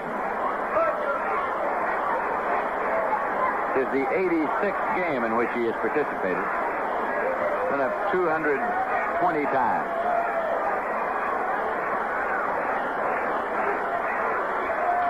It's in the air to right, and Rusty Staub is coming full tilt, and he's there, and he makes the catch. That is out, no runs. A hit, no errors, 2 left. Towards the end of 5 full innings, there's the Mets 2 and the Astros 1. Well, the long winter months of hot stove league activity are coming up. And if you don't have a copy of the revised edition of the Met yearbook, might be a good time to pick one up to help solve all the arguments that'll be taking place during the winter. The Met yearbook contains the complete professional record of each of the New York Mets, plus information on how he was signed, the amount of money that he got for signing, if he got a bonus, then his year-by-year record as he progressed through the minor leagues. There's also behind-the-scenes stories, a complete squad picture in color suitable for framing, full page of autographs, candid shots of the Met players in their off-duty hours. The second revised edition of the 1967 Mets yearbook is available by mail, and if you'd like a copy, send 65 cents to Med Yearbook, Shea Stadium, Flushing, New York, zip code 11368. Once again, it's 65 cents. That's actually 50 cents for the book and 15 cents for postage and handling, for a total of 65 cents. The Met Yearbook, Shea Stadium, Flushing, New York, zip code 11368.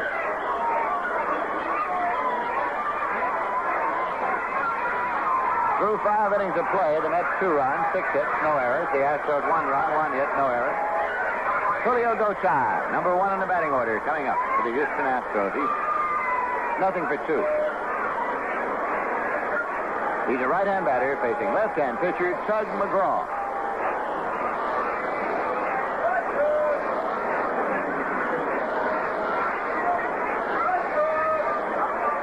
The pitch is swung on and popped up foul back at first toward the stands, and it's going to go in and out of play. Strike 1. Cranepool made the run over, but to no avail.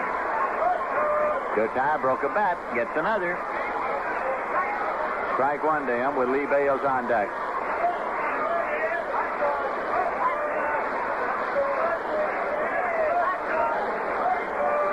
The last home weekend of the season for the Mets. They're here tomorrow night and Sunday afternoon. McGraw tries a screwball, and it goes high, 1-1.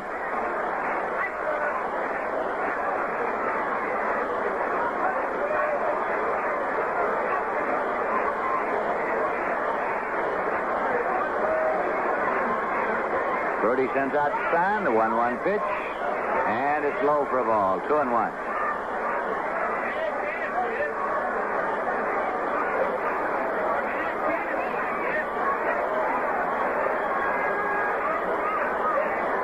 Nobody on, nobody out.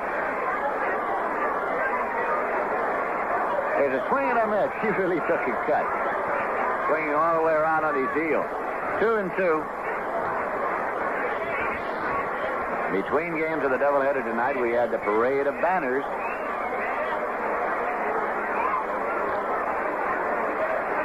Baltimore Orioles did not score in the bottom of the fifth. Here's a 2-2 pitch.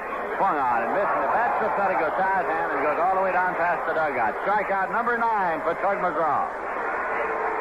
And he now has 5 in a row. 5 consecutive strikeouts for Tug McGraw, and Lee Bales is coming up. He's nothing but 1 and a walk. At the end of the 5-inning second game, the Boston Red Sox 6, the Baltimore Orioles 2. Baltimore won the first game 10-0. Here's a pitch outside. Going to the 6th inning of the second game, Detroit nothing, Washington nothing. Detroit won the first game 8-3. The Chicago White Sox scored a run in the top half of the 9th inning. And that message is going up on the board right now. So it's tied 1-1 going to the bottom of the 9th in Cleveland. Here's a pitch in for a called strike.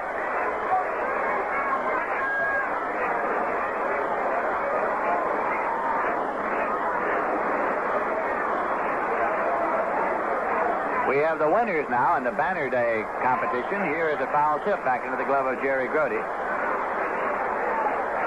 There were 2,317 banners in the parade, requiring the services of more than 3,700 people. This will be a 1-2 pitch to Lee Bales with 1 man out and nobody on base.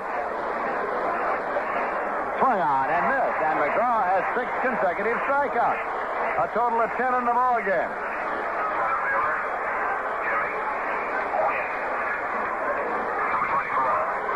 Now Jim Wynn is coming up, grounded into a fourth play and popped out to second base. The Banner winner in the multiple group category. When spring comes, the Mets will have a vision. Would you believe first division? Pitch is low. And that was the entry of Robert, Frank, and Ralph Recheduled, 15615 91st Street, Howard Beach. Robert is 4, Frank is 7, Ralph is 9.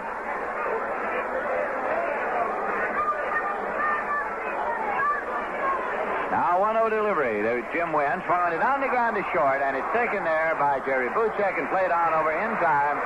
The side is out. The National League record for consecutive strikeouts is 8. McGraw struck out 6 consecutive batters until Wynn grounded out. No runs, no hits, no errors, none left. Middle of the 6th, the score is the Mets 2, the Astros 1.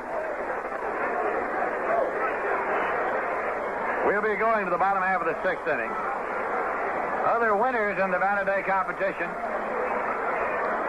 Doreen Caparel, 8 years of age, 156 1991st Street, Howard Beach.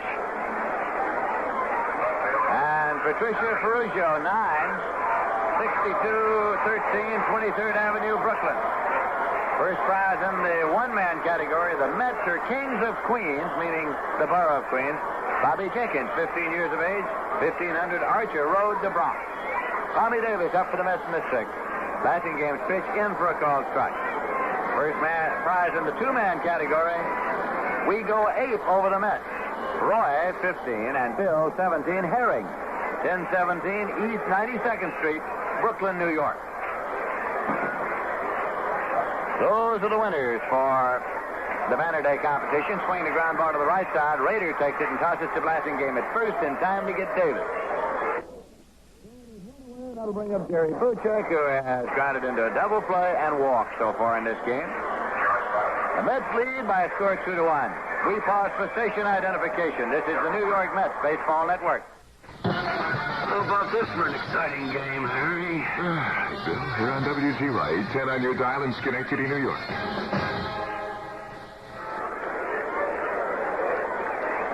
This is Lindsey Nelson with Bob Murphy and Ralph Kiner at Shea Stadium in New York. 1 man out, nobody on base. Buchek up. The pitch is swung on foul on the ground. Back up first, out of play. Strike 1. With Buchek at the plate, Joe Mook is on deck.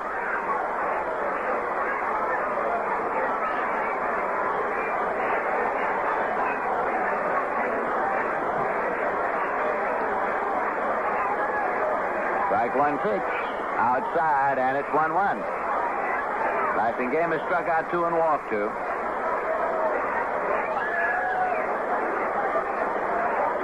Low, and Blasingame goes behind, 2-1. Wade Blasingame of Fresno, California, where a number of other National League pitchers hail from, like Tom Seaver and Dick Stoma and Jim Maloney and Dick Ellsworth. 2-1 delivery. Swung on it on the ground to short. Lee Bales bobbles it, picks it up, throws on, and in time, he got it. He had to go for it the second time. He came up empty the first time. 2 away. Now Joe Mook. He's 1 for 2. A sharp single to right. And the 5th inning.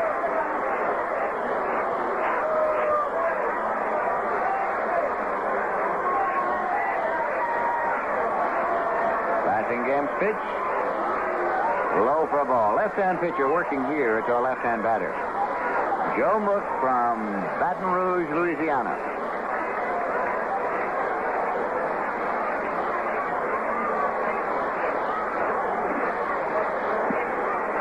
Two men out, nobody on base in the 6th. Mets lead 2-1. Playing a foul ball to the left side out of play, and it's 1-1.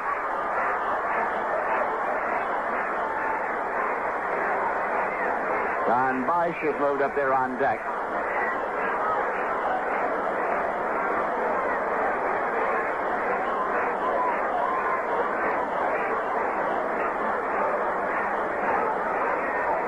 Now the 1-1 pitch. This is outside, so it's 2 balls and 1 strike. Wind's whipping the flag a little toward the left field corner. Just a little bit. It's been gusting around at ground level here tonight.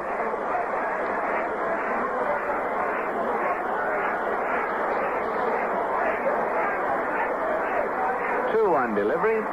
High and away, so now Blasinghame's behind 3-1. He kicks at the dirt out there on the mound.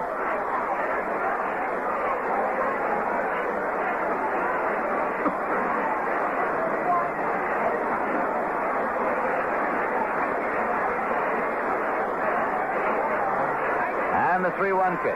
Swung on and fouled off. It's 3-2. The count is full.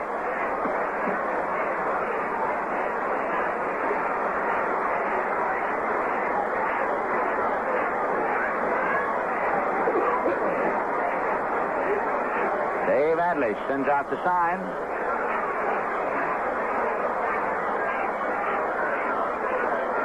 And the payoff pitch is swung on and looped out into short left, and going back to take it is Lee Bales. So the side is out. No runs, no hits, no errors, none left. The end of 6 full innings. The score is the Mets 2 and the Astros 1. Bob Murphy will be along for the play-by-play in just a moment. Right now, here's a word from Rheingold.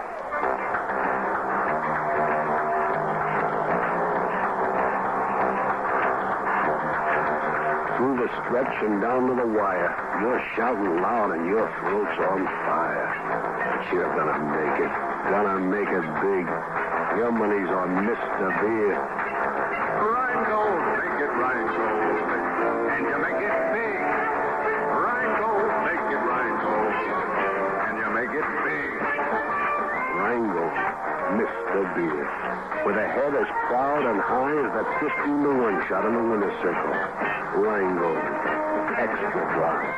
So you can drink a daily double's worth and still have room for more. Keep it going your way with Mr. Beer. Rheingold, make it Rheingold. And you make it big. Rheingold, make it Rheingold. And you make it big. In the 7th inning, the Houston Astros have Doug Rader, Rusty Staub, and Bob Aspermoney coming up against Doug McGraw. New York, 2 runs, 6 hits, and no errors. The Houston Astros, 1 run, 1 hit, and no errors.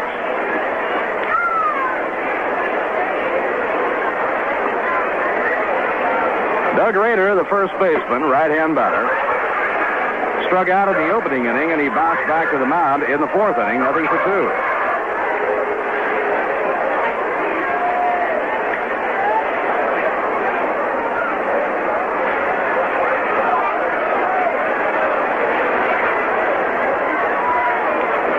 Doug McGraw looking in to get his sign from Jerry Grudy.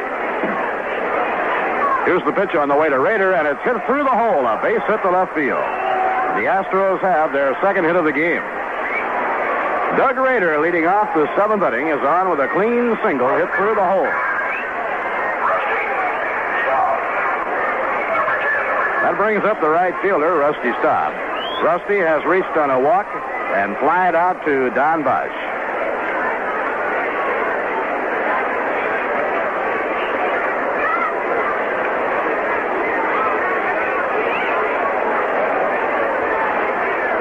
Now Eddie Cranepool moves over to hold against the runner. The pitch to Staub, a check swing, and he held it up in time. Joe Mook is in close at third to guard against the possibility of the sacrifice bunt.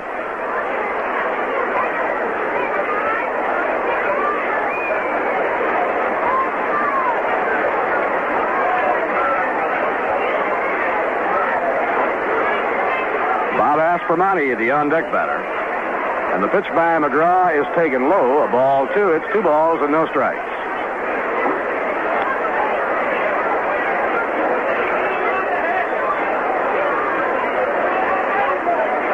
Tug issued a walk to Lee Bales in the opening inning, and he issued a walk to Rusty Staub in the second. Now he goes behind 3-0 as he misses with a fastball out near the shoulder. 3 balls, no strikes.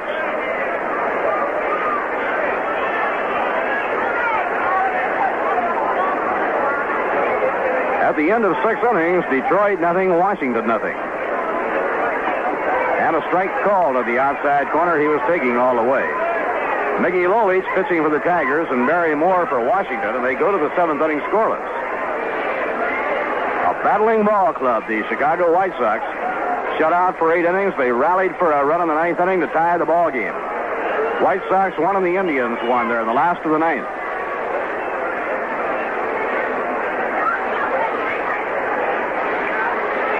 Red Sox came from behind. They hit Baltimore with a 5 spot in the 4th inning.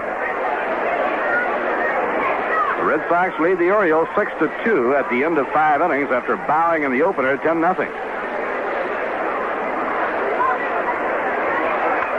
And a pop foul hit back toward the crowd. No play. So it's 3-2 on Rusty Staub. Final score, Kansas City defeated California 3-1. A 5-hitter by Jim Catfish Hunter.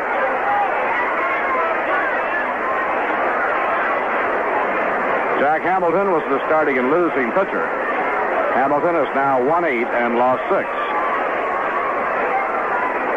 Red Sox have come up with 2 more runs in the 6th inning in Baltimore. They now lead the Orioles 8-2. Here's the 3-2 pitch, and it's high, ball 4. And now Tug McGraw is in trouble. Runners at first and second, nobody out. And Salty Parker comes out of the dugout and jogs out to the mound to talk to Tug.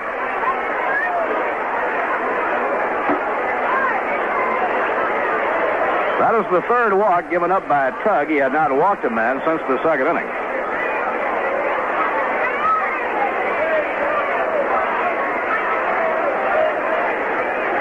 We have warm-up action for the New York Mets. Dick Selma is cranking up.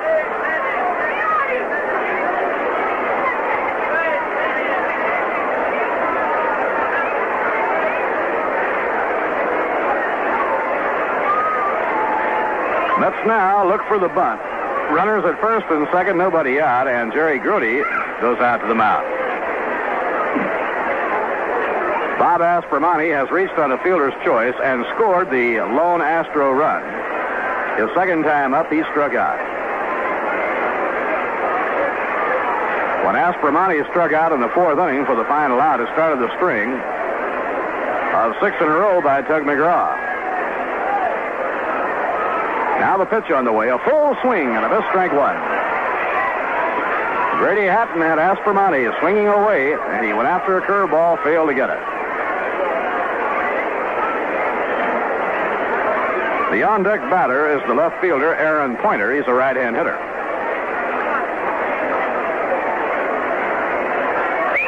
Doug Rader leading off second. Rusty Staub is on first. Nobody out.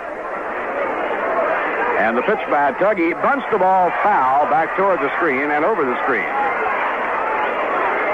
So this time they changed the tactics. He was going to try and bunt him over, but he bunted it foul.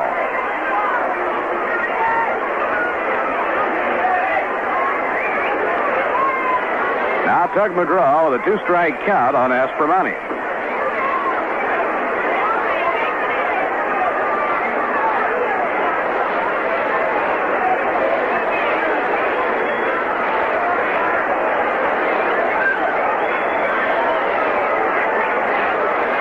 Now Tug comes to the stop position, the pitch on the way. He held up just in time. It was outside. 1 ball and 2 strikes. Aspromani started to go for it, then checked the swing. If the Red Sox can split with the Orioles, they will be a half game behind league leading Minnesota.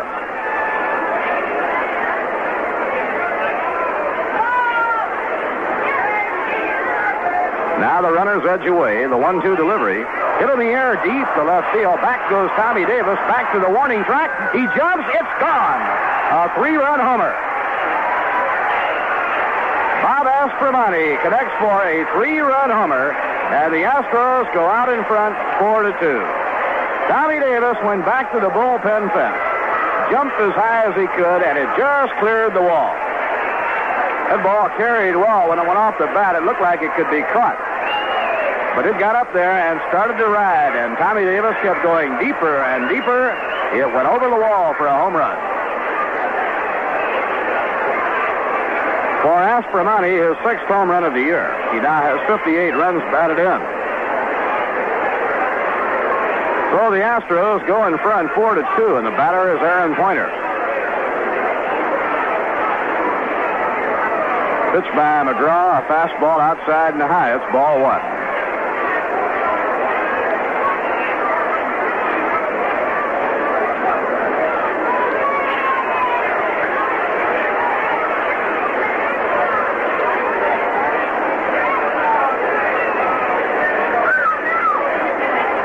Two balls and no strikes on the left fielder, Aaron Pointer. He has been up twice. Both times, Tug has struck him out. The 2-0 delivery. He has hit foul down the right field line. Tug had a 2-strike count on Bob Aspromani.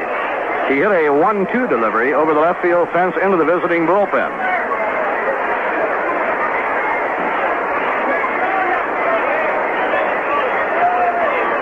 Houston now has 4 runs on 3 hits.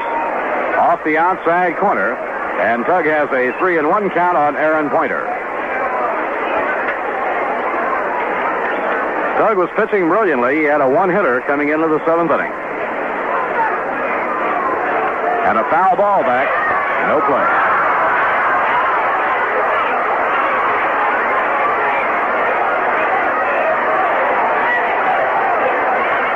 Nobody on, nobody out. 3 runs are in. The Astros have moved into the lead 4-2.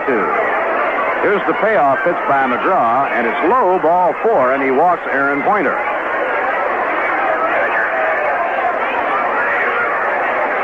That's the 2nd walk this inning, and the 4th in the ball game for Tug. And now Salty Parker is on his way to the mound, and we're going to get a pitching change. Dick Selma has been warming up in the bullpen.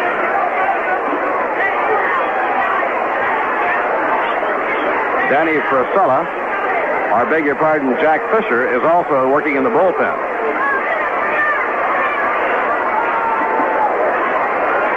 Now McGraw is going out of the ball game, and Dick Selma is coming in.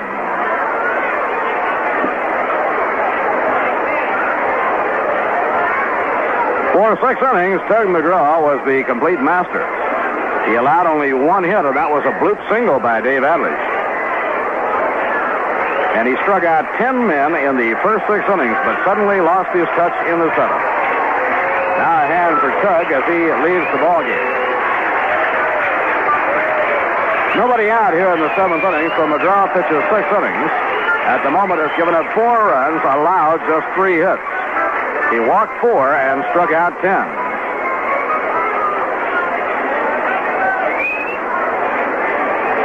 Dick Selma, coming into his 35th game. Dick has won 2 and lost 3.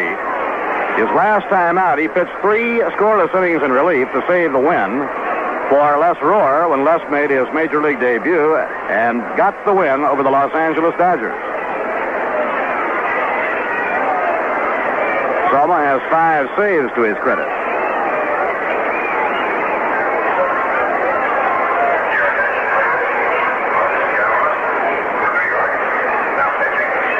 Now the announcement by Jack Lightcap putting Dick Selma into the ballgame.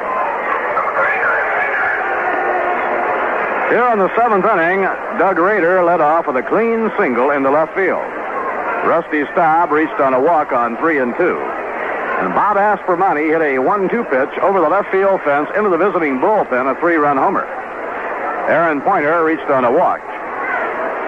So Salty Parker then brought in Dick Selma, and Selma is throwing in his warm-ups.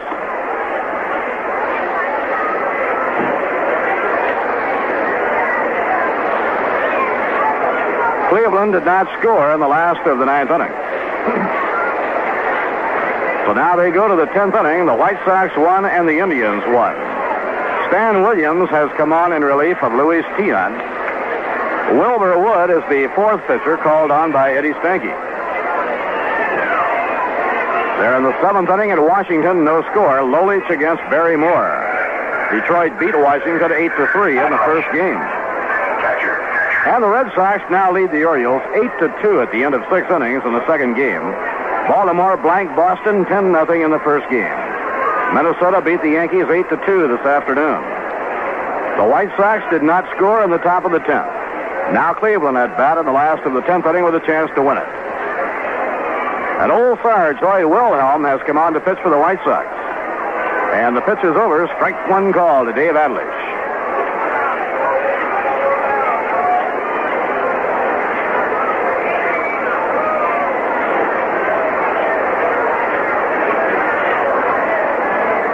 Now Selma up in pitching position. A high pop fly into very short right field.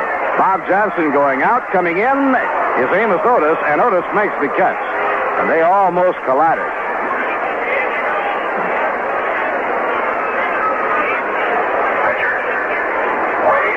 Wade Blasingame comes up against Dick Selma. 1 out and 1 on. Blasingame has been up twice, and both times Tug struck him out.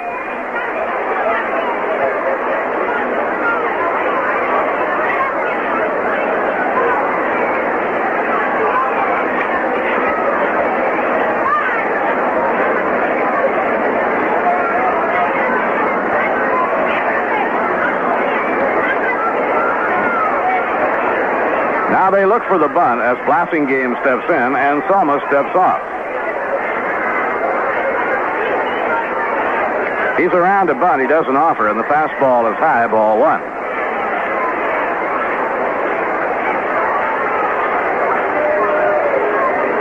Houston 4 runs, 3 hits, and no errors. New York 2 runs, 6 hits, no errors. He squares around, and the pitch is over. Strike 1 call, 1-1.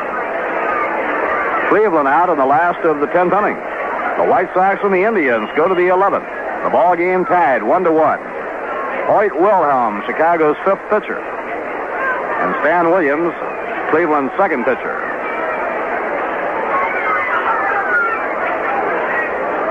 Joe Mook in close at 3rd, waiting for the bunt.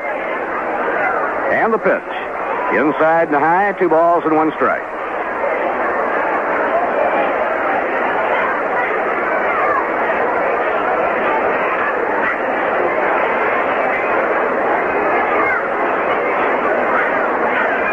Last doubleheader of the year for the New York Mets. The 2-1 pitch is low, ball 3, and Selma now is behind the opposing pitcher, 3-1.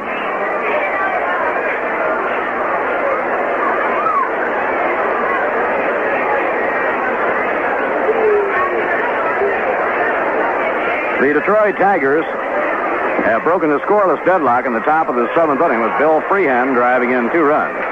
Tigers are now leading Washington 2-0 in the 7th inning, and they're still batting. Full count, 3-2 on Wade Blasingame. The base runner is Aaron Pointer, 1 man down.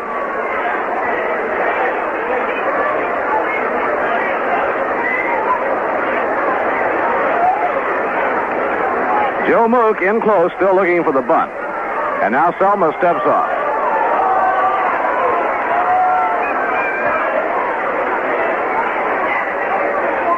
Dick Selma relieved last Tuesday night and saved a game for Les Rohr against the Dodgers. Now a foul ball back into the screen.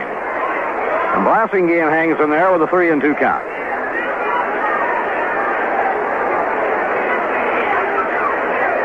If the Tigers win 2, they will be 1 game out.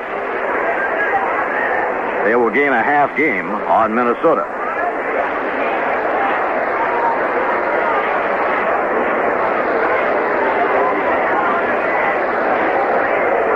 If the Red Sox split, they will be a half game behind Minnesota. Now Casey Cox has relieved Barry Moore for the Senators in the top of the 7th. He bunts it foul, strike 3. Blasingame trying to bunt on 3-2, bunts the ball foul.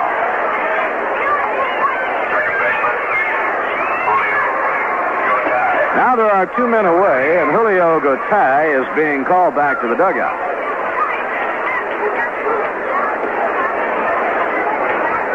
And Sonny Jackson, he is coming up to hit for him.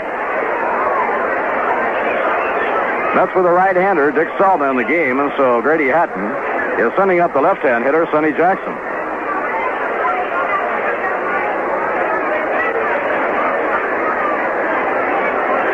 Your attention, please. Ladies and gentlemen, for Houston, batting for Gotay. Julio Gotay was 0 for 3. Sonny Jackson. Now Sonny Jackson, he played short in the opening game this evening. In the opening ball game, Sonny Jackson had 1 for 3. He stole a base. It was his 21st steal. Last year, as a rookie, he swiped 49. His percentage has been very good this year. He's stolen 21 bases, has been caught only 7 times. Now the pitch by Selma, a foul ball back toward the screen. No play. 3 runs are in on a 3-run homer by Bob Aspromonte. And the Astros have taken the lead 4-2.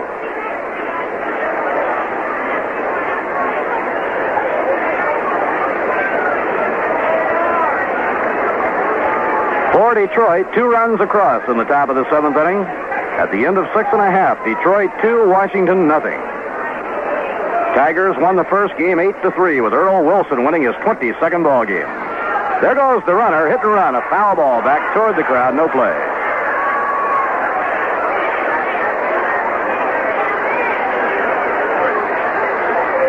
$2,317 banners went on parade between games of the doubleheader tonight. Banners seem to get better and better every year.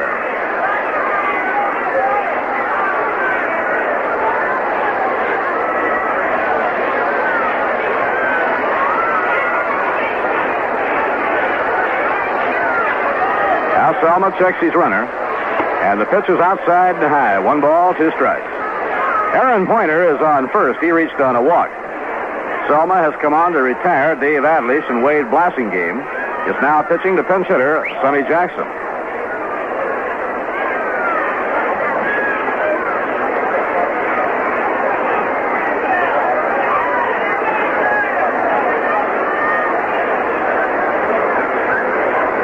Bosch playing rather shallow toward left center against Jackson, and it's inside and high. 2 balls and 2 strikes.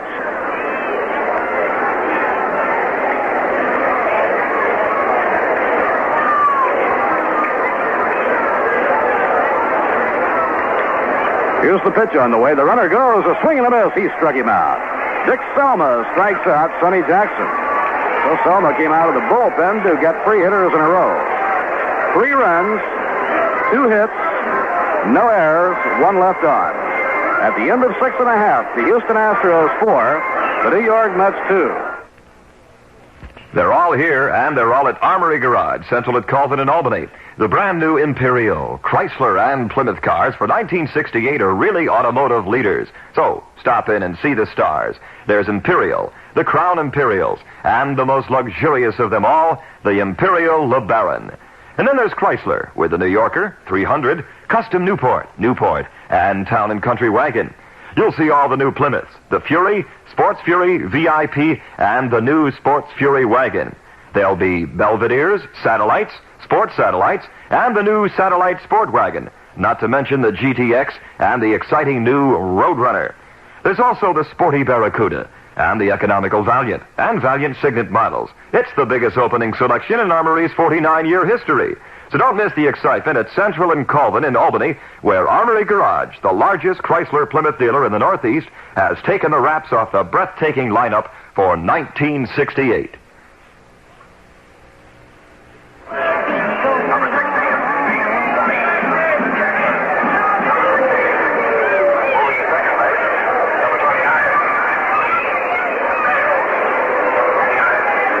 In the Houston infield, Sonny Jackson is now playing shortstop, and Lee Bales has moved over to second base. Don Bosch will be leading off for the New York Mets against Wade Blassingame in the last of the seventh inning. The Astros taking the lead 4-2 on the three-run homer by Bob Aspermani.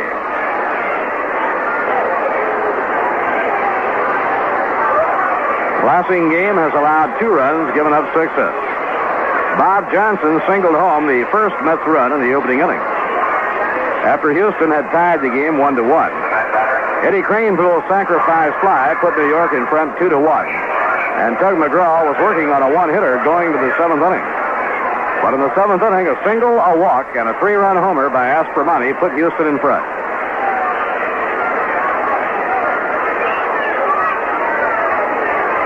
Now Grady Hatton comes out to the mound just as Blassingame was set to start out. And he's going to make a pitching change.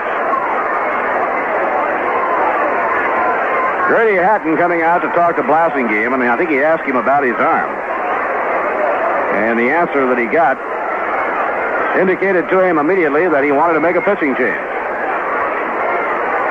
Carol Simbera is coming in from the bullpen. And he will be given adequate time to warm up. It shouldn't take him too long, however, because he has been working down there. So Blassingame is leaving the ball game after pitching 6 innings. He gave up 2 runs, allowed 6 base hits. Walked 2. And struck out 2. He's the pitcher of record as he leaves the scene. Carol Simbera coming in. Simbera has won 2 and lost 6. This will be his 44th ball game. He has relieved 3 times this year against the New York Mets. Simbera is a young pitcher out of Shiner, Texas.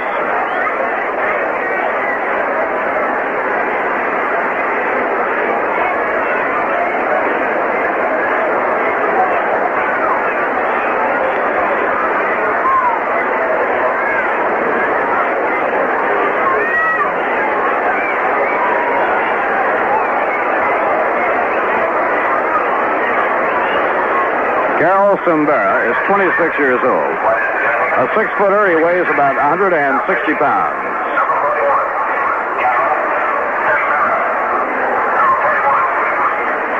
Last year, he divided the season between Oklahoma City of the Pacific Coast League and the Houston Astros. His nickname is the Pencil because he's pretty slender.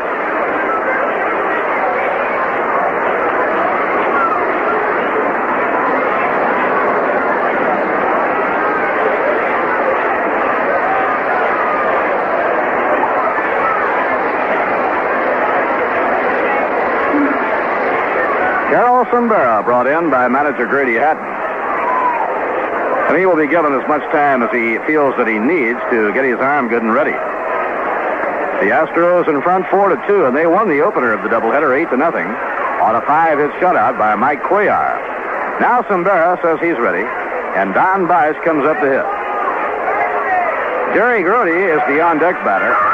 Then the pitcher, Dick Selma, is scheduled up.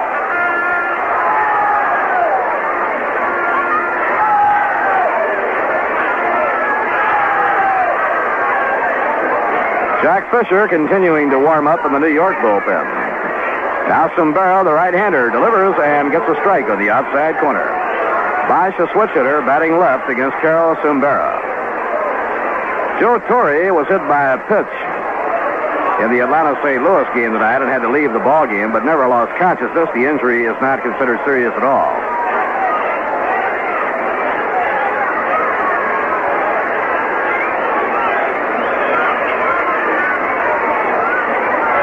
Simbera has a 2-strike count on Don Bosch.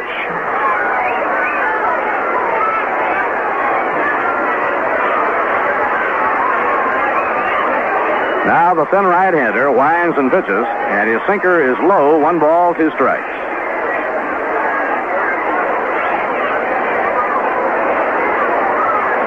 Mets have out-hit the Astros 6-3, but they trail 4-2. The Astros getting the one timely long hit.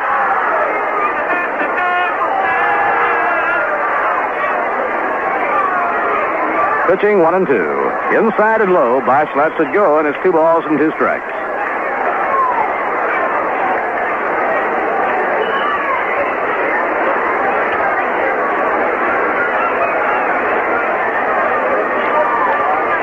Fouled off.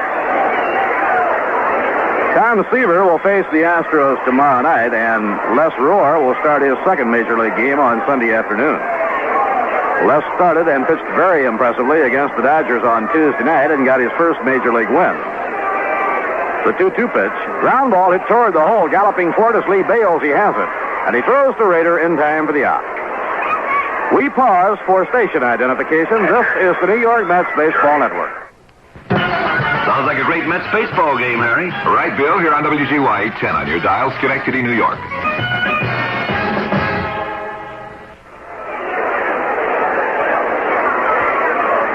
Bob Murphy with Lindsey Nelson and Ralph Kiner. We're in the last of the 7th inning. Houston leading 4-2. And Jerry Grody takes a breaking ball outside, ball 1. Jerry singled to center his last time up. A strikeout victim, his first trip to the plate. And a curve that's over a strike. 1 ball and 1 strike. Carol Simbera has taken over for Wade Blasingame in the last of the 7th inning. Ken Boswell has come out on deck as a pinch hitter. Ground ball bounced to short, handled by Sonny Jackson.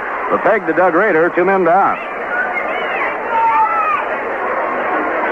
Now Ken Boswell is going to hit for Dick Selma.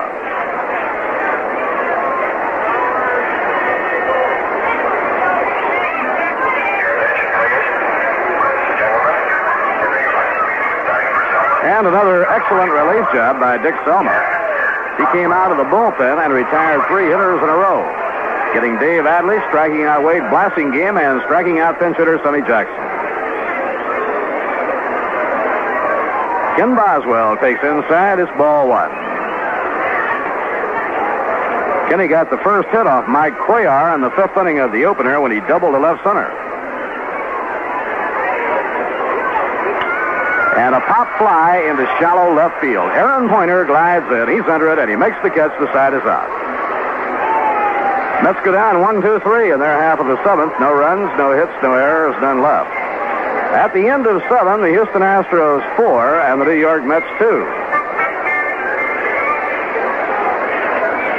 In the National League, the Chicago Cubs headed toward their first division finish in 20 years. Defeated Cincinnati this afternoon at Wrigley Field 3-2. Rookie right-hander Joe Niekro, only his 2nd year in professional baseball, went all the way in the 3-2 win and won his 10th ball game. Billy McCool was the loser in relief of Jim Maloney. Tonight, the St. Louis Cardinals lead the Atlanta Braves 2-1 at the end of 5. Denny LeMaster pitching for the Braves. Jack LeMahieu has relieved rookie Mike Torres in the top of the 6th inning, so the Braves may have something going. Philadelphia at Los Angeles later tonight, and Pittsburgh at San Francisco later tonight. Jack Fisher is coming in to take over the New York Mets pitching.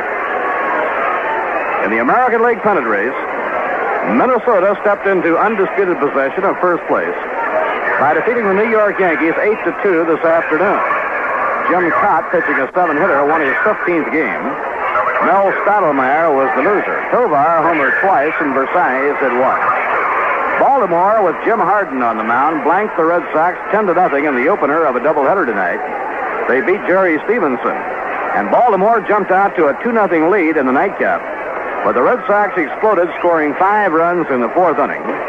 And now, at the end of 7, the Red Sox lead the Orioles by a score of 8-2.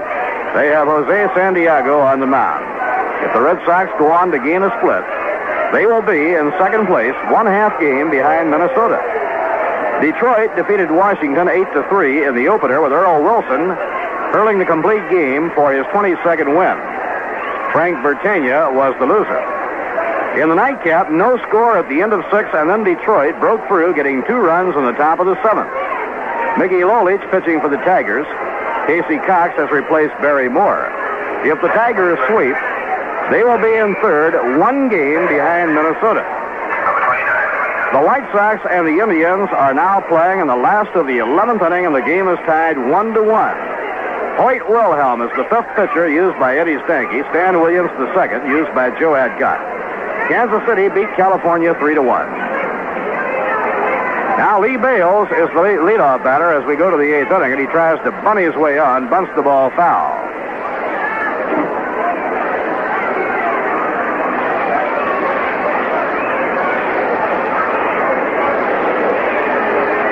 Jack Fisher, 9 wins and 18 losses on the year, appearing in his 38th game.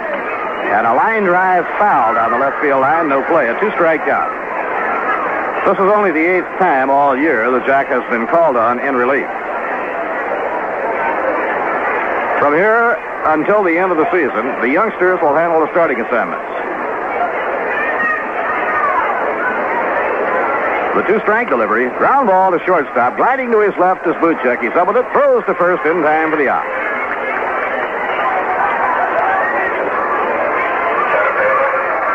One away in the top of the 8th inning. The center fielder, Jimmy Wynn, will be coming up. 1 for 5 in the opener. He has gone 0 for 3 in the second game. Houston winning in the opener 8-0 on a 5-hitter by Cuellar. He won his 15th game of the year and pitched his 15th complete game. Curve outside, ball 1.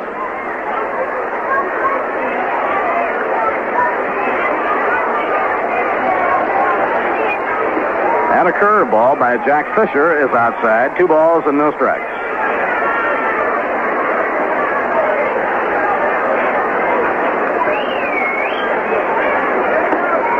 Breaking ball again is outside. He goes behind on Jimmy Wynn, 3-0.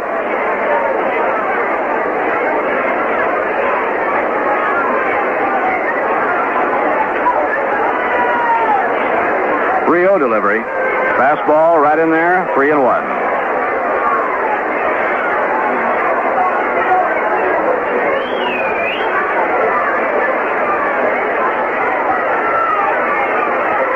A breaking ball on the outside corner, 3-2.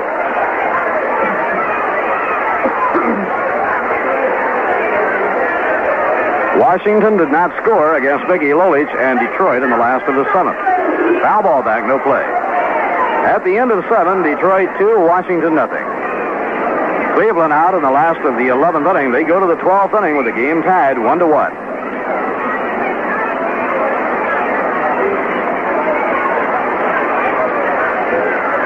One out and nobody on. Top of the 8th inning, the Astros leading 4-2.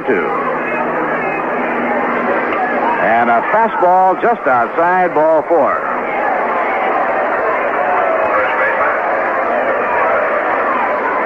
In the 8th inning at Washington, Norman Cash has just homered, nobody on. So Detroit has increased its lead over Washington to 3-0. And the Red Sox got 2 more in the 8th inning. They're leading Baltimore 10-2 after 7.5 innings.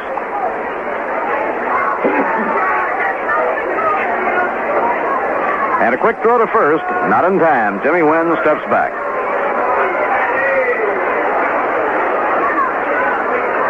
The batter is Doug Rader, the first baseman and cleanup hitter.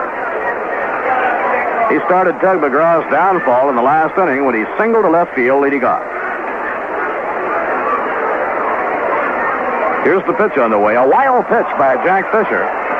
Jimmy Wynn moves to second base.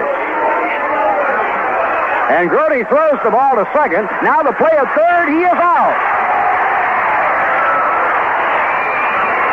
Bob Johnson to Joe Mook.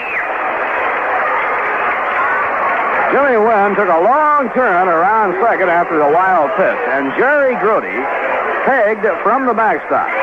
And the minute he turned to throw loose, it looked like Wynn was baiting him, trying to set a trap for Grody to do that.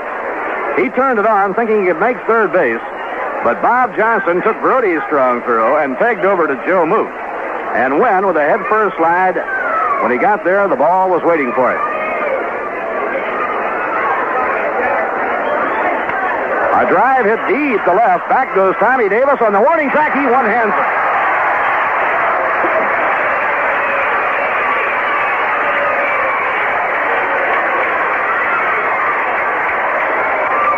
Good grab by Tommy Davis. Ball well hit by Doug Rader, and he went on the warning track, back into the corner, and reached up and grabbed it with one hand, running at full speed. No runs, no hits, no errors, and none left. At the end of 7.5 innings, the Astros 4 and the New York Mets 2. Now here's a word from Reingold.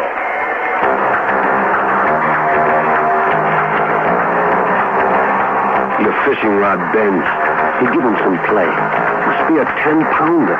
Gonna be a big day. Yeah, you're really making it. Making it big.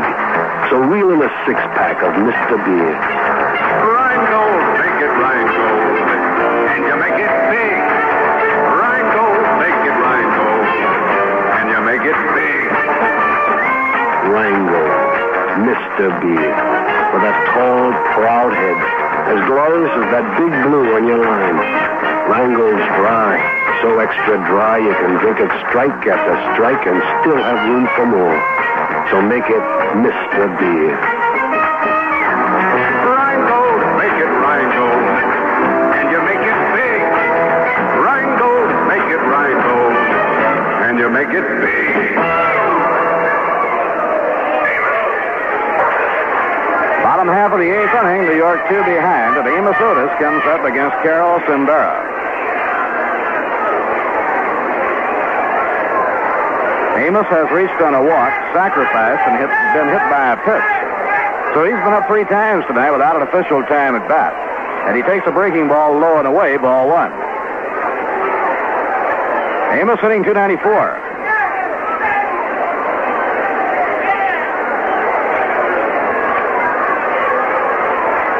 Down comes the pitch by Simbera. Inside and low, ball 2. It's 2-0. Eddie Kranepool on deck, and then Bob Johnson. Houston 4 runs, 3 hits, and no errors. New York 2 runs, 6 hits, no errors. This is over at the knees for a strike, 2-1.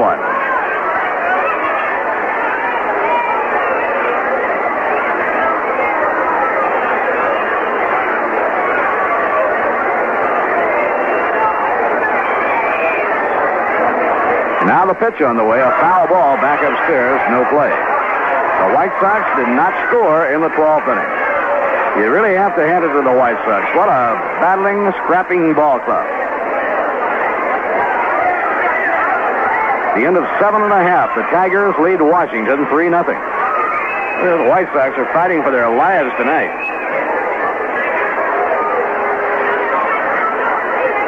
Here's the pitch by Simbera. It's 3-2. If the White Sox lose their battle with Cleveland, they will be 2 full games behind Minnesota.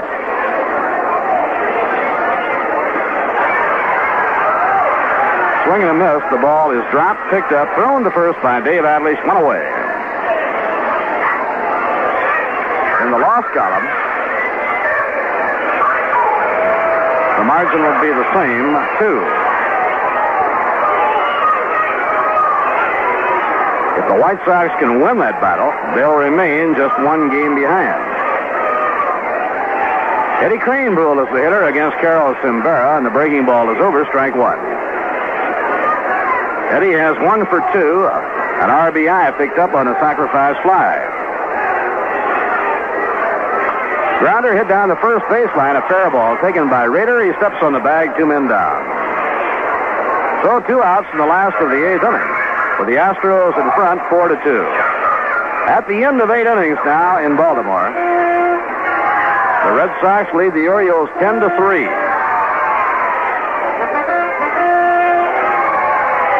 Minnesota and the Red Sox will meet head-on the last 2 days of the season at Fenway Park. Now the pitch to Bob Johnson is over for a call strike. By the way, those two games are the only remaining meetings as far as the contenders are concerned. Now slowly down to third, no chance to get him. It's a base hit for Bob Johnson.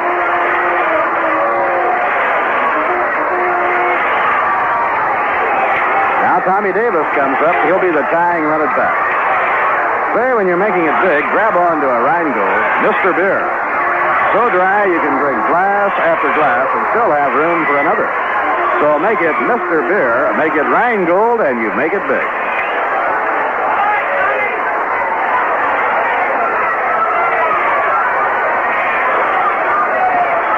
And the pitch. Fouled off the leg of Tommy Davis. That one hurt. Tommy hobbling around, trying to shake the pain out of his leg.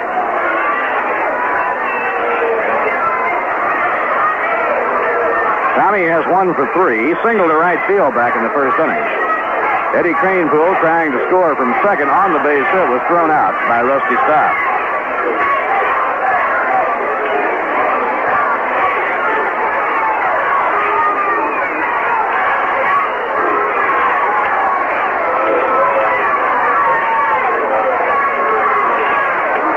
Bob Johnson is on first with an infield hit.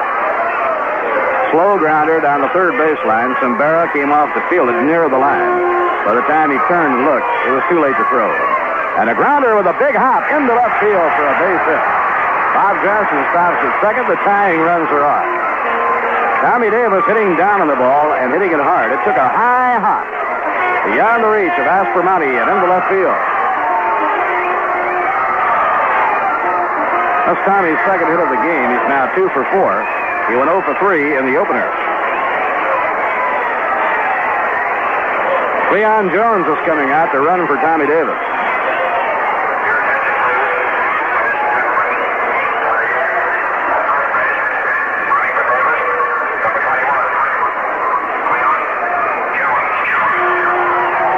Now the tying runs are on with New York behind 4-2, and the hitter is Jerry Buchek.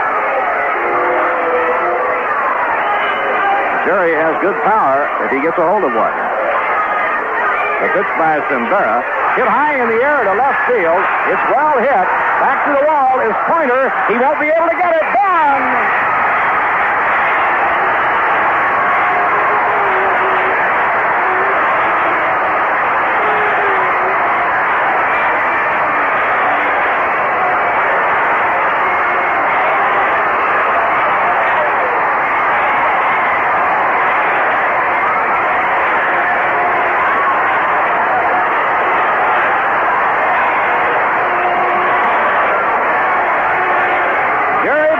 Putting the New York Mets back into the lead with a 3-run homer. A towering fly ball that landed in the visiting bullpen in left field. Now Joe Mook is up against Cimbera, and it's ball 1. For Jerry Buchek, his 12th home run of the year. He raises his RBI total to 35.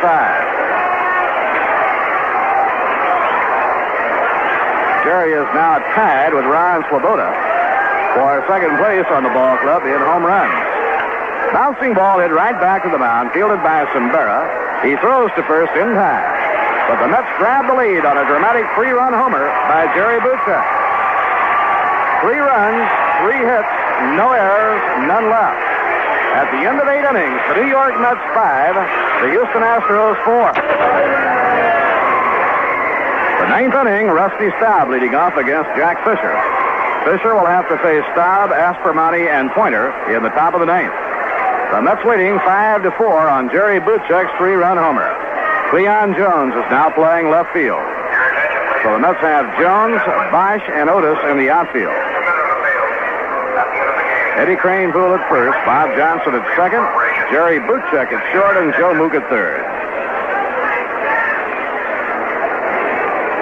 Cleveland did not score in the home 12th inning, and now the White Sox and the Indians go to the 13th inning, tied up 1-1. And the pitch is inside to Rusty Staub. It's ball 1. They're going to the 9th inning in Washington now. Detroit leading the Senators 3-0. As Mayo Smith's Tigers bid for a sweep of the doubleheader. And a line drive, base hit to left field. The tying run is on.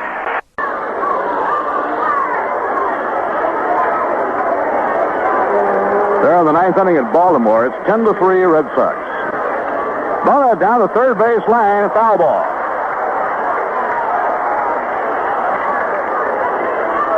Ron Taylor and Jerry Koosman are warming up in the New York Mets bullpen.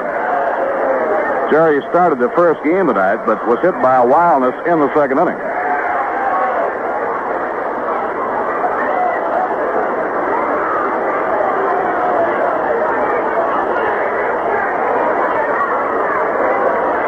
Rusty Staub on first, nobody out. Mets trying to protect a one-run lead. Now the pitch. He bunts it. It's a fair ball. Jerry Grody after it picks it up. The play goes to first in time. And now the tying run goes over to second base.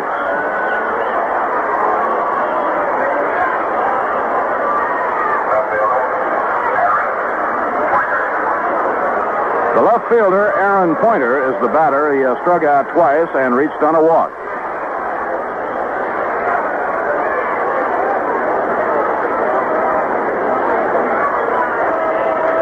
For 6 innings tonight, Tug McGraw had about as good a stuff as you can look at. He struck out 10 men the first 6 innings. The concern right now is Aaron Pointer. Right-hand batter waiting. The pitch by Fisher is high, ball 1. Fisher is now the pitcher of record and has a chance to pick up his 10th win of the year if he can protect the lead. Pitchers of record are Jack Fisher and Carol Simbera. And the pitch. It's over at the knees. 1 ball, 1 strike.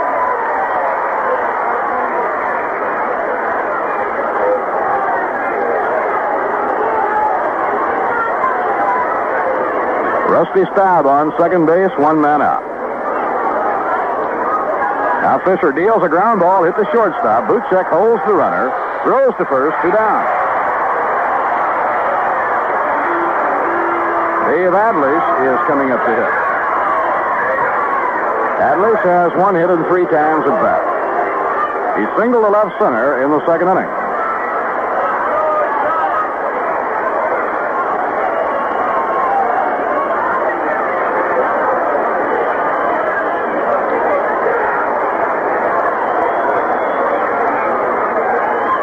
Now Fisher looking in to Jerry Grody.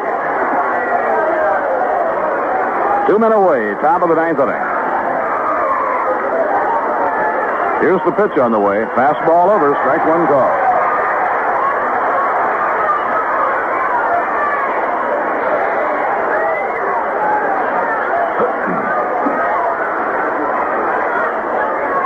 Let's have the outfield astride the left against Adlish. Right-hand batter, he bends from the waist. And the pitch on the way, low and outside, grabbed by Jerry Grody. 1 ball and 1 strike.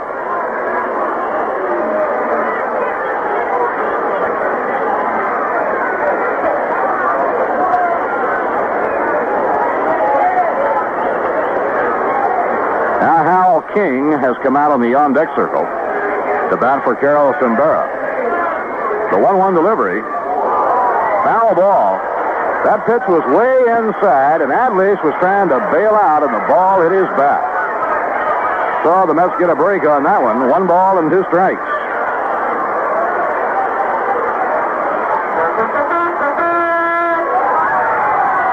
Mets trying to split the doubleheader. Came from behind to the last of the 8th inning on a 3-run homer by Jerry Buchek. Jerry's 12th home run of the year. Pitching 1 and 2. Curve hit on the ground toward the hole. Buchek boots the ball. It goes across the line. The game's going to be tied up. Staub comes home. Jerry Buchek racing into the hole. Had he fielded the ball clean, he could not have thrown out the runner, but the run would not have scored. But in his haste to try and pick it up, it went against his shin. He kicked it across the line and over into foul territory. Now Hal King is coming up as a pinch hitter. It'll be a base hit all the way, and it drives in the tying run. It's now 5-5.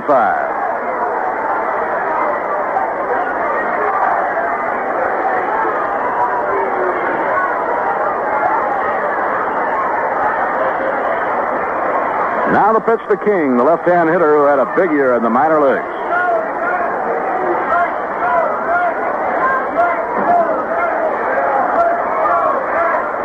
It's all tied up 5-5. And the pitch to the left-hand hitter, a swing and a miss. Oh, does he take a swing? He hit 35 home runs to minor leagues this season.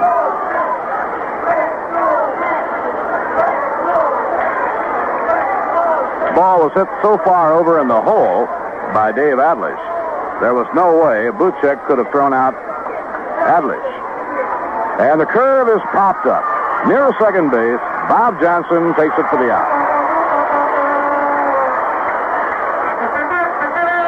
1 run, 2 hits, no errors, and 1 left on. And at the end of 8.5 innings, the Astros 5 and the Mets 5. Last of the 9th inning here at Shea Stadium. The game tied up 5-5. On the mound for the Houston Astros, tall right-hander Tom Dukes. Tom has been in 15 games since coming up to the Astros. All 15 appearances have been in relief. He was pitching in relief during the regular season with Oklahoma City in the Pacific Coast League. With the Astros, he has won none and lost 1. But he has pitched well in relief. The last 10 games, he's been scored on only twice.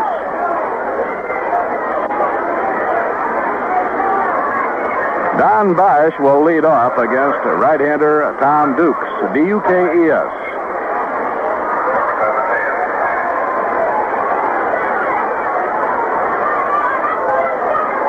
New York, 5 runs, 9 hits, and no errors. The Astros, 5 runs, 4 hits, and no errors.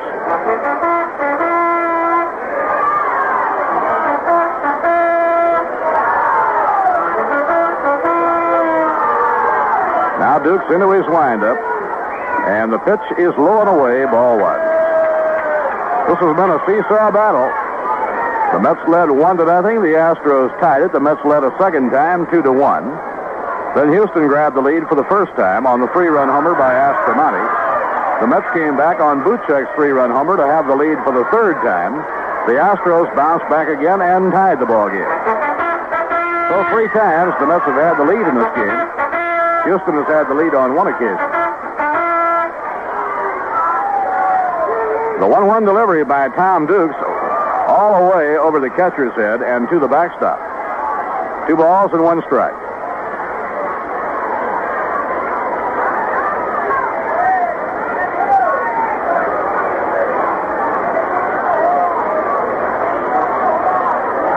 Two-one delivery. A drive in the air to center field. Jimmy Wynn cutting over toward left center, and he makes the catch. Ball hit well by Don Bosch, but it stayed up there, and Wynn had it all the way. Now, before Jerry Grody steps in, we step out for station identification. This is the New York Mets Baseball Network.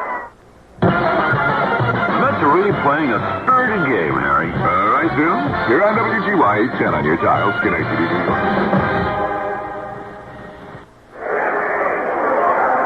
Bob Murphy with Lindsey Nelson and Ralph Kiner. We're in the last of the 9th, and the pitch to Grody turns him away. 1 ball and no strikes. They're the last of the 9th inning in Baltimore, with the Red Sox leading the Orioles 10-3. Baltimore won the first game 10-0. Swing and a miss on a curveball. 1 ball, 1 strike. Larry Stahl has come out on deck. He's going to hit for Jack Fisher.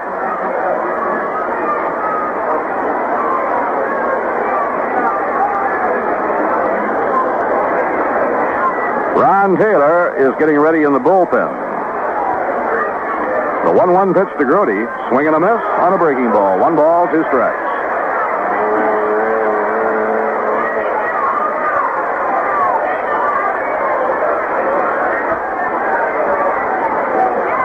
Pitching 1-2. It's outside and low, and Jerry lays off, so the count is 2-2. Jerry has 1 for 3, singled back in the 5th inning. The Mets scored single runs in the 1st and 3rd, and 3 runs in the 8th inning.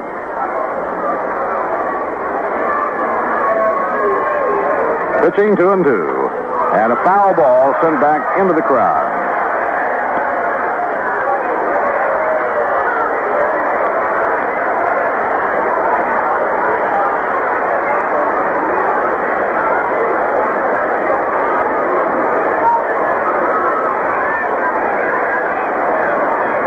The Chicago White Sox-Cleveland game is now in the last of the 13th inning, tied up 1-1. And a pop fly outside third in foul ground. Aspromonte right over to the railing, jumps up, gets a glove on it, but can't hold it. And Grody gets a life. Bob thought the ball was going to require him to lean over the fence, over the railing. He jumped a little bit too soon.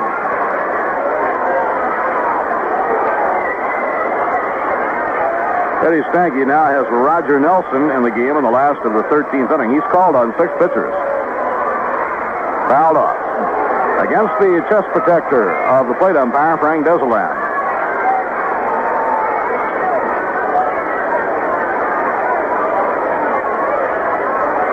Any way you look at it, Minnesota is in first place, all by themselves at the moment, although their margin is very scant. Here's the pitch on the way. A swing and a miss. He struck him out. Well, the White Sox just lost a tough one. Tony Horton has just homered to break the game up in the 13th inning. Cleveland winning in the bottom half of the 13th inning, and the White Sox are 2 full games behind Minnesota. Now Larry Stahl is going to hit for Jack Fisher. Fisher got a tough break on the ground ball that was booted by Buchek, although Jerry could not have thrown the hitter out. Had he just fielded the ball, the runners would have been at first and third. Fisher then got the next hitter out, and that would have been the ball game.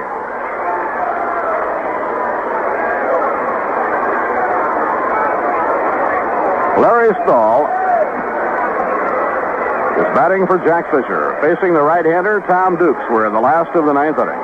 And the pitch. It's high. He lays off.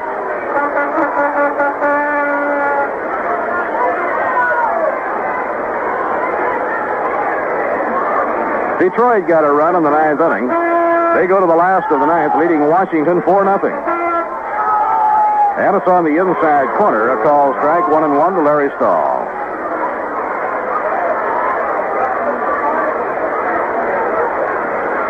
Ron Taylor will be out to pitch in the 10th unless the Mets can win it here in the bottom half of the 9th inning. The 1-1 pitch, check swing, and a foul ball. Over the dugout roof and into the crowd.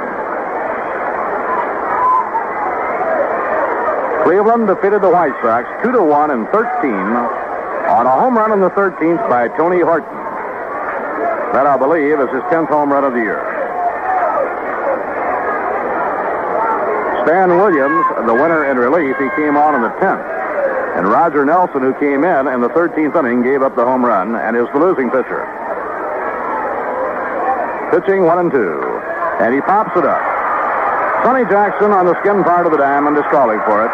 And between second and third, he takes it for the out. And that's out in order, facing Dukes in the last of the 9th. No runs, no hits, no errors, and none left. So, at the end of 9, the Houston Astros 5 and the New York Mets 5. You have a handkerchief and a cigarette? Well, try this.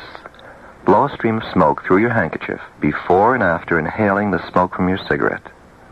See what happens? The stain on your handkerchief is a substance contained in inhaled cigarette smoke that's known as tobacco tar. It's dangerous because it's deposited in your lungs by the cigarette smoke you inhale. And all too often, the result is chronic bronchitis and emphysema. Emphysema. It impairs the action of your lungs, cripples your breathing apparatus, can often kill. But the risk of being disabled, perhaps dying of emphysema, can be greatly reduced whenever a heavy smoker stops smoking cigarettes.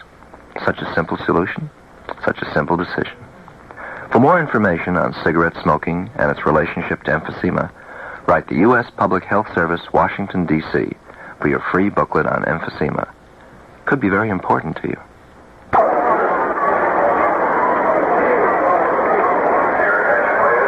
Ron Taylor is now pitching for New York. Ron has won 3 and lost 6. This will be his 47th ball game. Ron has 5 saves to his credit. Jack Fisher worked 2 innings. Gave up 1 run, allowed 2 hits. Walked 1 and struck out none.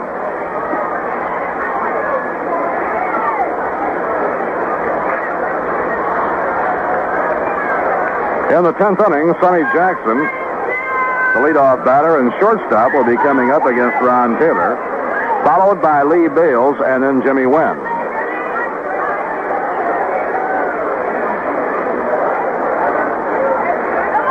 In extra inning ball games, the Houston Astros have been involved in 17. They've won 7 and lost 10. The Mets have played 16 extra inning ball games this year, winning 8 and losing 8.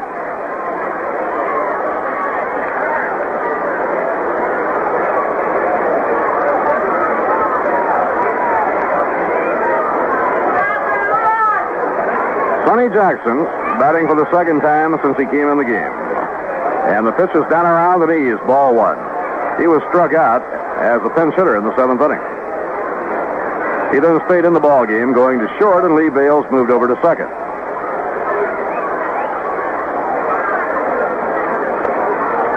It's right in there for a call strike, 1 ball and 1 strike. Houston has been a tough ball club for Ron Taylor.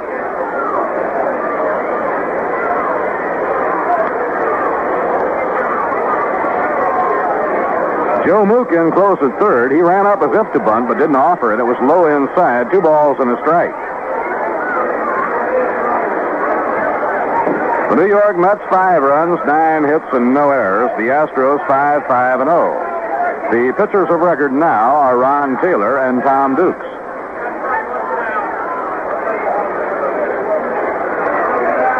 The 2-1 delivery and a smash to short caught by Jerry Buchek, 1 man down. A shoulder-high line drive. Now Lee Bales, the second baseman, comes up. He has reached on a walk, otherwise gone 0 for 3.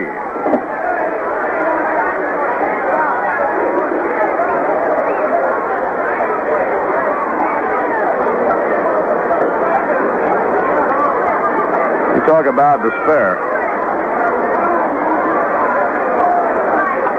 Foul ball into the Houston dugout. Boy, oh boy, was that a shot. Bales, the on-deck batter, lived up to his name. He bailed out in a hurry. Oh, that was a wicked shot going into the Houston dugout. Speaking of despair, Eddie Stange brought Roger Nelson in to face Cleveland in the last of the 13th inning. He threw exactly 1 pitch. Tony Horton hit it out of the park. The game was over. Here's the pitch on the way, and a soft liner caught by Joe Mook. Soft shoulder-high line drive, 2 men down. Now 2 away in the 10th. That brings up Jimmy Wynn. It's all over in Baltimore, and the Red Sox and the Orioles split the doubleheader. Boston came from behind to win the nightcap 10-3. They were trailing 2-0 at the end of 3. San Diego the winner and Pete Rickert the loser. Baltimore won the opener 10-0 on a 5-hit shutout by Jim Harden. He beat Jerry Stevenson. So the Red Sox, by splitting, are in second, a half game behind Minnesota. Swing and a miss by Jimmy Wynn. The Tigers are winning a doubleheader. They're in the last of the 9th inning, leading Washington 4-0 in the second game. Pitch by Ron Taylor drives the hitter away. 1 ball and 1 strike. He had to get out of there.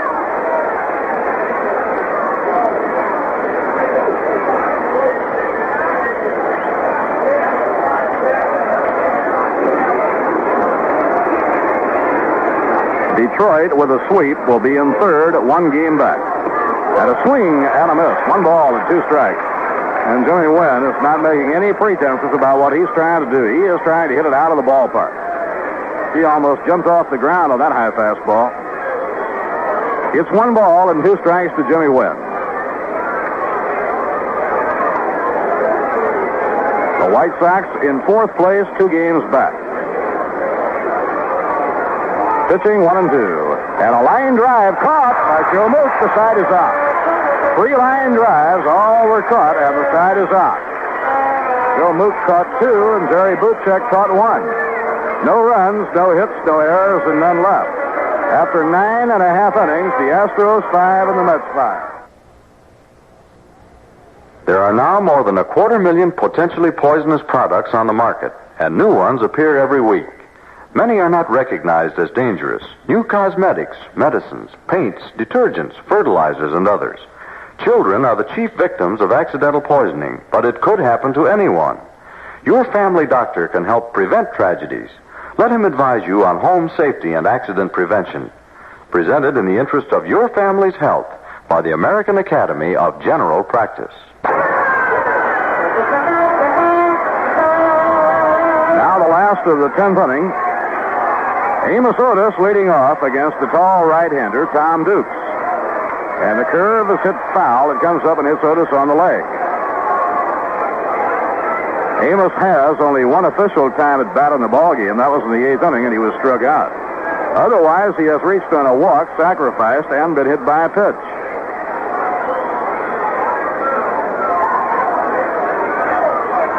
Mets are playing their 17th overtime game. The Astros are playing their 18th.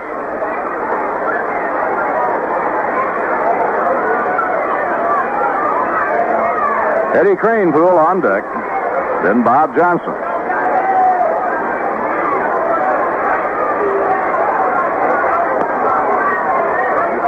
Now the windup by Dukes and the pitch to Otis. A fastball over, strike 2.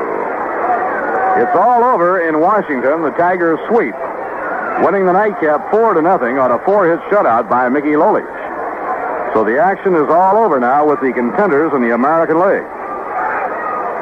2-strike delivery, and the curve low and away. 1 ball and 2 strikes. So Minnesota beat the Yankees 8-2 in a day game. Baltimore and the Red Sox split. Detroit swept Washington.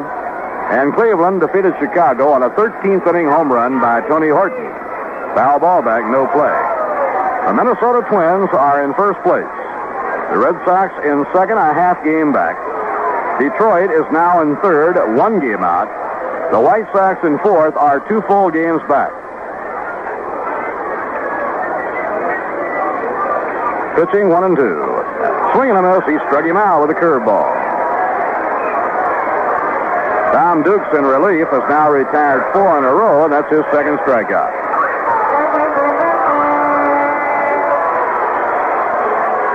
Eddie Kranepool has singled to right, driven in a run with a sacrifice fly. It was a line drive to center.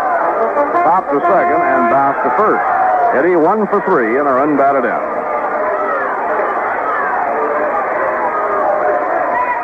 Fastball taken high, 1 ball and no strikes.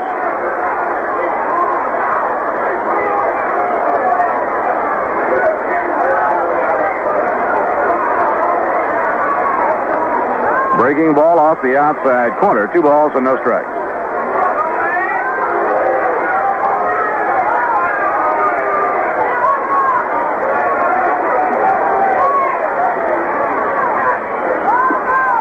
Low and away, it's ball 3.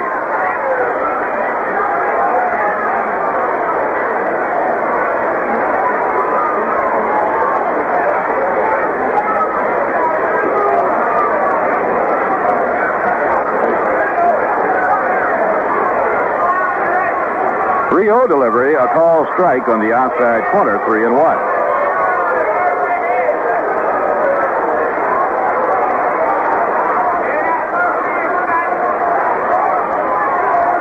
Three-one delivery by Tom Dukes. He is hit down the left field line, but it's going foul. Sails over into the field boxes, and we have a full count on Kranepool, 3-2. The Mets have out hit the Astros 9-5. The Mets were leading 5-4 going to the 9th inning. The Astros got a run with 2 down in the top of the 9th inning to tie it up.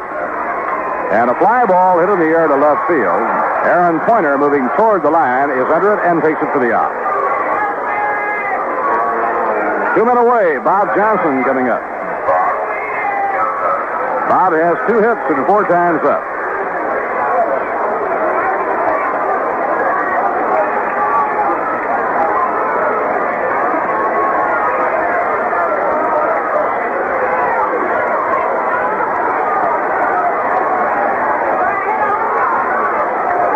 Here's the pitch on the way. And a fly ball hit toward the gap in right center field. It'll be in for a base hit. Johnson is around first on his way to second. And Bob pulls in at second with a double.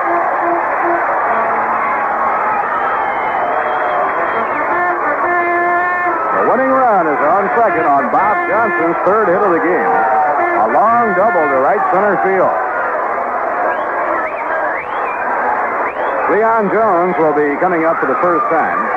He came in the game in the 8th inning to run for Tommy Davis. Now Bud Harrelson is coming in the ball game to run for Bob Johnson.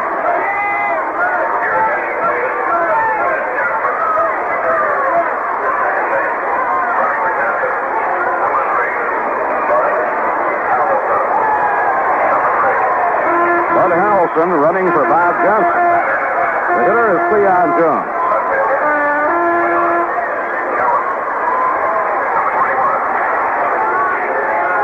This will be Cleon's first time up in the game. Mets with a chance to win it here in the last of the 10th inning on a 2-out double to right center by Bob Johnson. Bob Johnson has hit the ball hard all year long. Now Cleon cowtails the bat, cocks it off the right shoulder. And the pitch by Tom Dukes, a curve outside, ball one.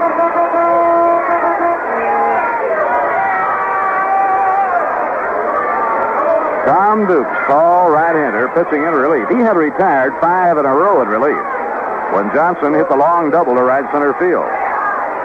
Now Harrelson, the pinch runner, leads off second. Here's the pitch on the way. Breaking ball outside, 2 balls and no strikes. Jerry Buchek waiting on deck. In the 8th inning, with the Mets trailing 4-2, Jerry hit a 3-run homer, sending New York in front 5-4.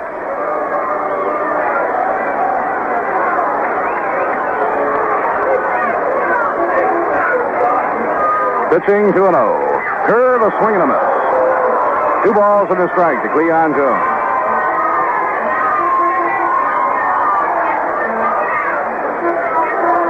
Cleon, hitting .237, has 5 homers and 39 runs batted in.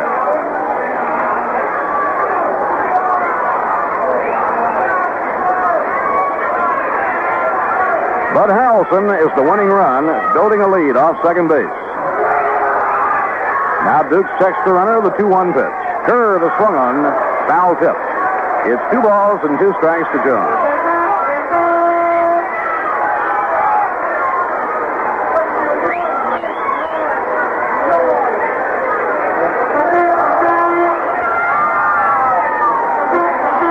Of the 10th inning.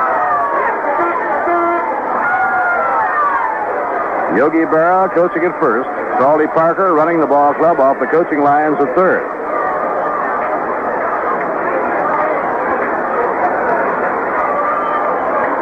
Dukes pitching deliberately with the ball game hanging in the balance. Now Dave Adlich signs for the pitch, and now Dukes takes so much time that Cleon Jones asks for time, and he steps out.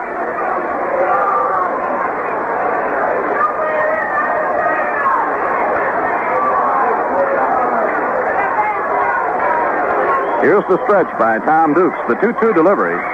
Fastball high, it's 3-2.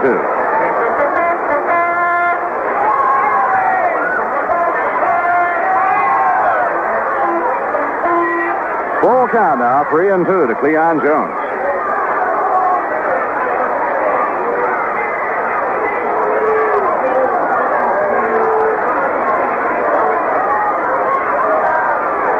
Now Dukes checks the runner. And the payoff pitch, a foul ball back into the crowd, and we do it again.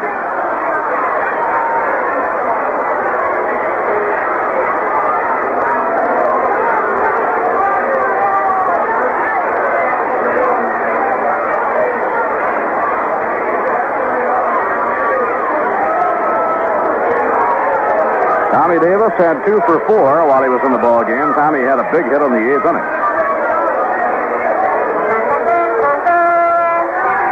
Astros have the outfield rather deep and a step to left against Cleon. The 3-2 pitch. And a blooper hit down the right field line. Will it stay fair? Foul ball. Missed by inches. Harrelson was all the way home. How many times have you heard the man say it's a game of inches?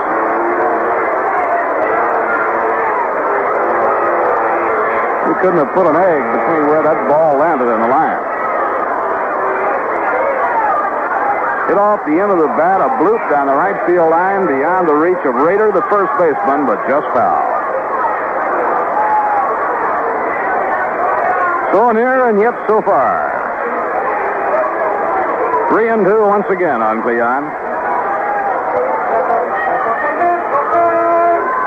Now Harrelson leads off second. Dukes into the stretch. Here's the pitch on the way. Ball four. Jerry Buchek comes up with runners on first and second. Well, you can't hardly say he's due. He paid his dues the last time up.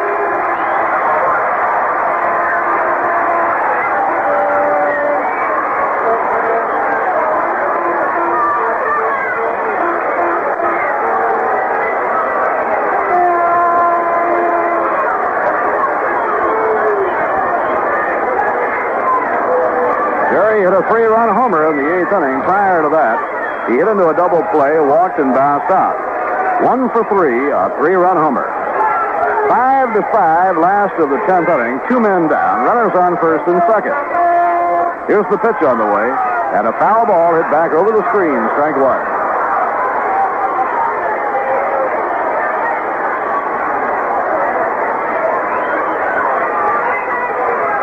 Mets have wonderful speed on the baseline. And Bud Harrelson and Cleon Jones, the only one they need is to get Harrelson home. Just about any kind of a hit would score him the way he can fly. Here's the pitch on the way. And a high fly hit deep to left field, way back. It's going down, a home run.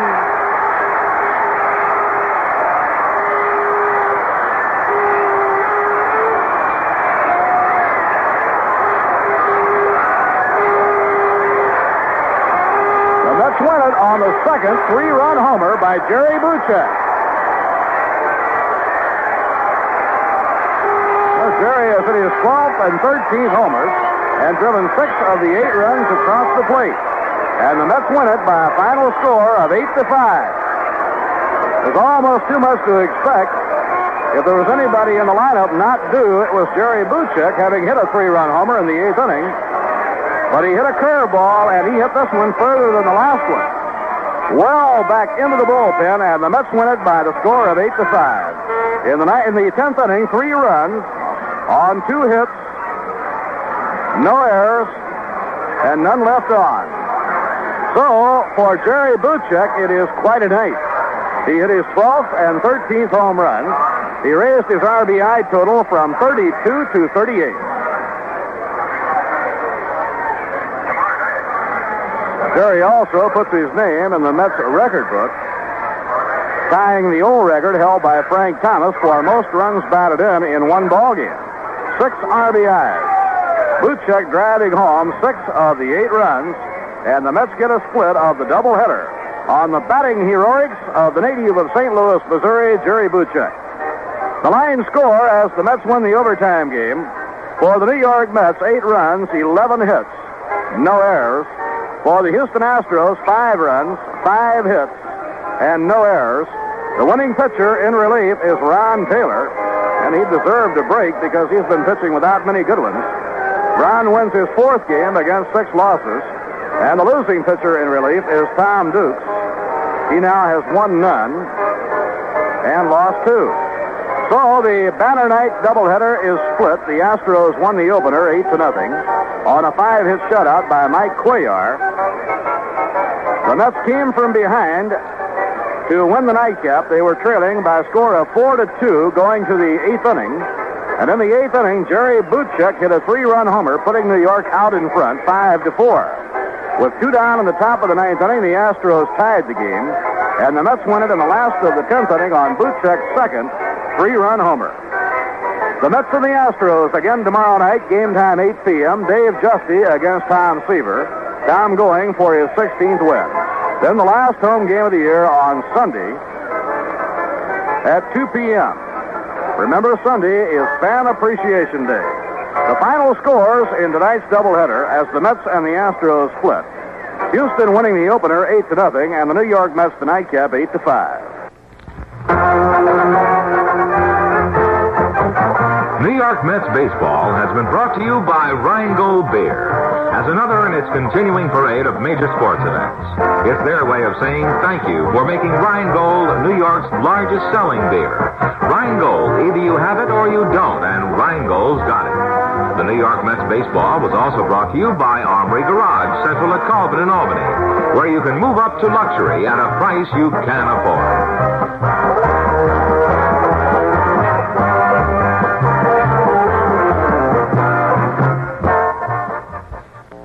810 on your dial, the bright sound of radio for the great Northeast, WGY Schenectady. The 68s are in at Heath, Buick, and Pontiac in Saratoga. This means bigger savings and better savings on all the 67 models left in stock. Ray Heath still has over 30 1967 Buicks and Pontiacs, plus a limited number of executive cars and demonstrators. And they're all going at tremendous savings. Now, if you want the year's best buy in a brand new 67 Buick or Pontiac, head for Heath. Heath, Buick, and Pontiac, South Broadway in Saratoga. It's 28 and a half minutes after 11 o'clock. News next from NBC. NBC Radio News on the hour. Now, here is Dean Mell. The United States military headquarters in Saigon waited 48 hours before announcing that 16 Marines were killed making an assault on a North Vietnamese artillery position just south of the so-called demilitarized zone. The attack was made Thursday near Con Thien. On Friday, American jets dropped tons of bombs on the buffer strip in an attempt to silence North Vietnamese guns that have been inflicting such heavy casualties on American defenders. In Washington, 2 Republican senators said the United States should refuse to send one more American fighting man to Vietnam until the South Vietnamese government greatly expands its own war effort. Senator Edward Brooke of Massachusetts and Clifford Case of New Jersey accused the Johnson administration of not demanding a greater effort from the South Vietnamese themselves. Brooke said there is no question that the United States' commitment is a worthy one, but he said this is not our war. Case added the administration bears responsibility for not getting a greater military commitment from the South Vietnamese themselves.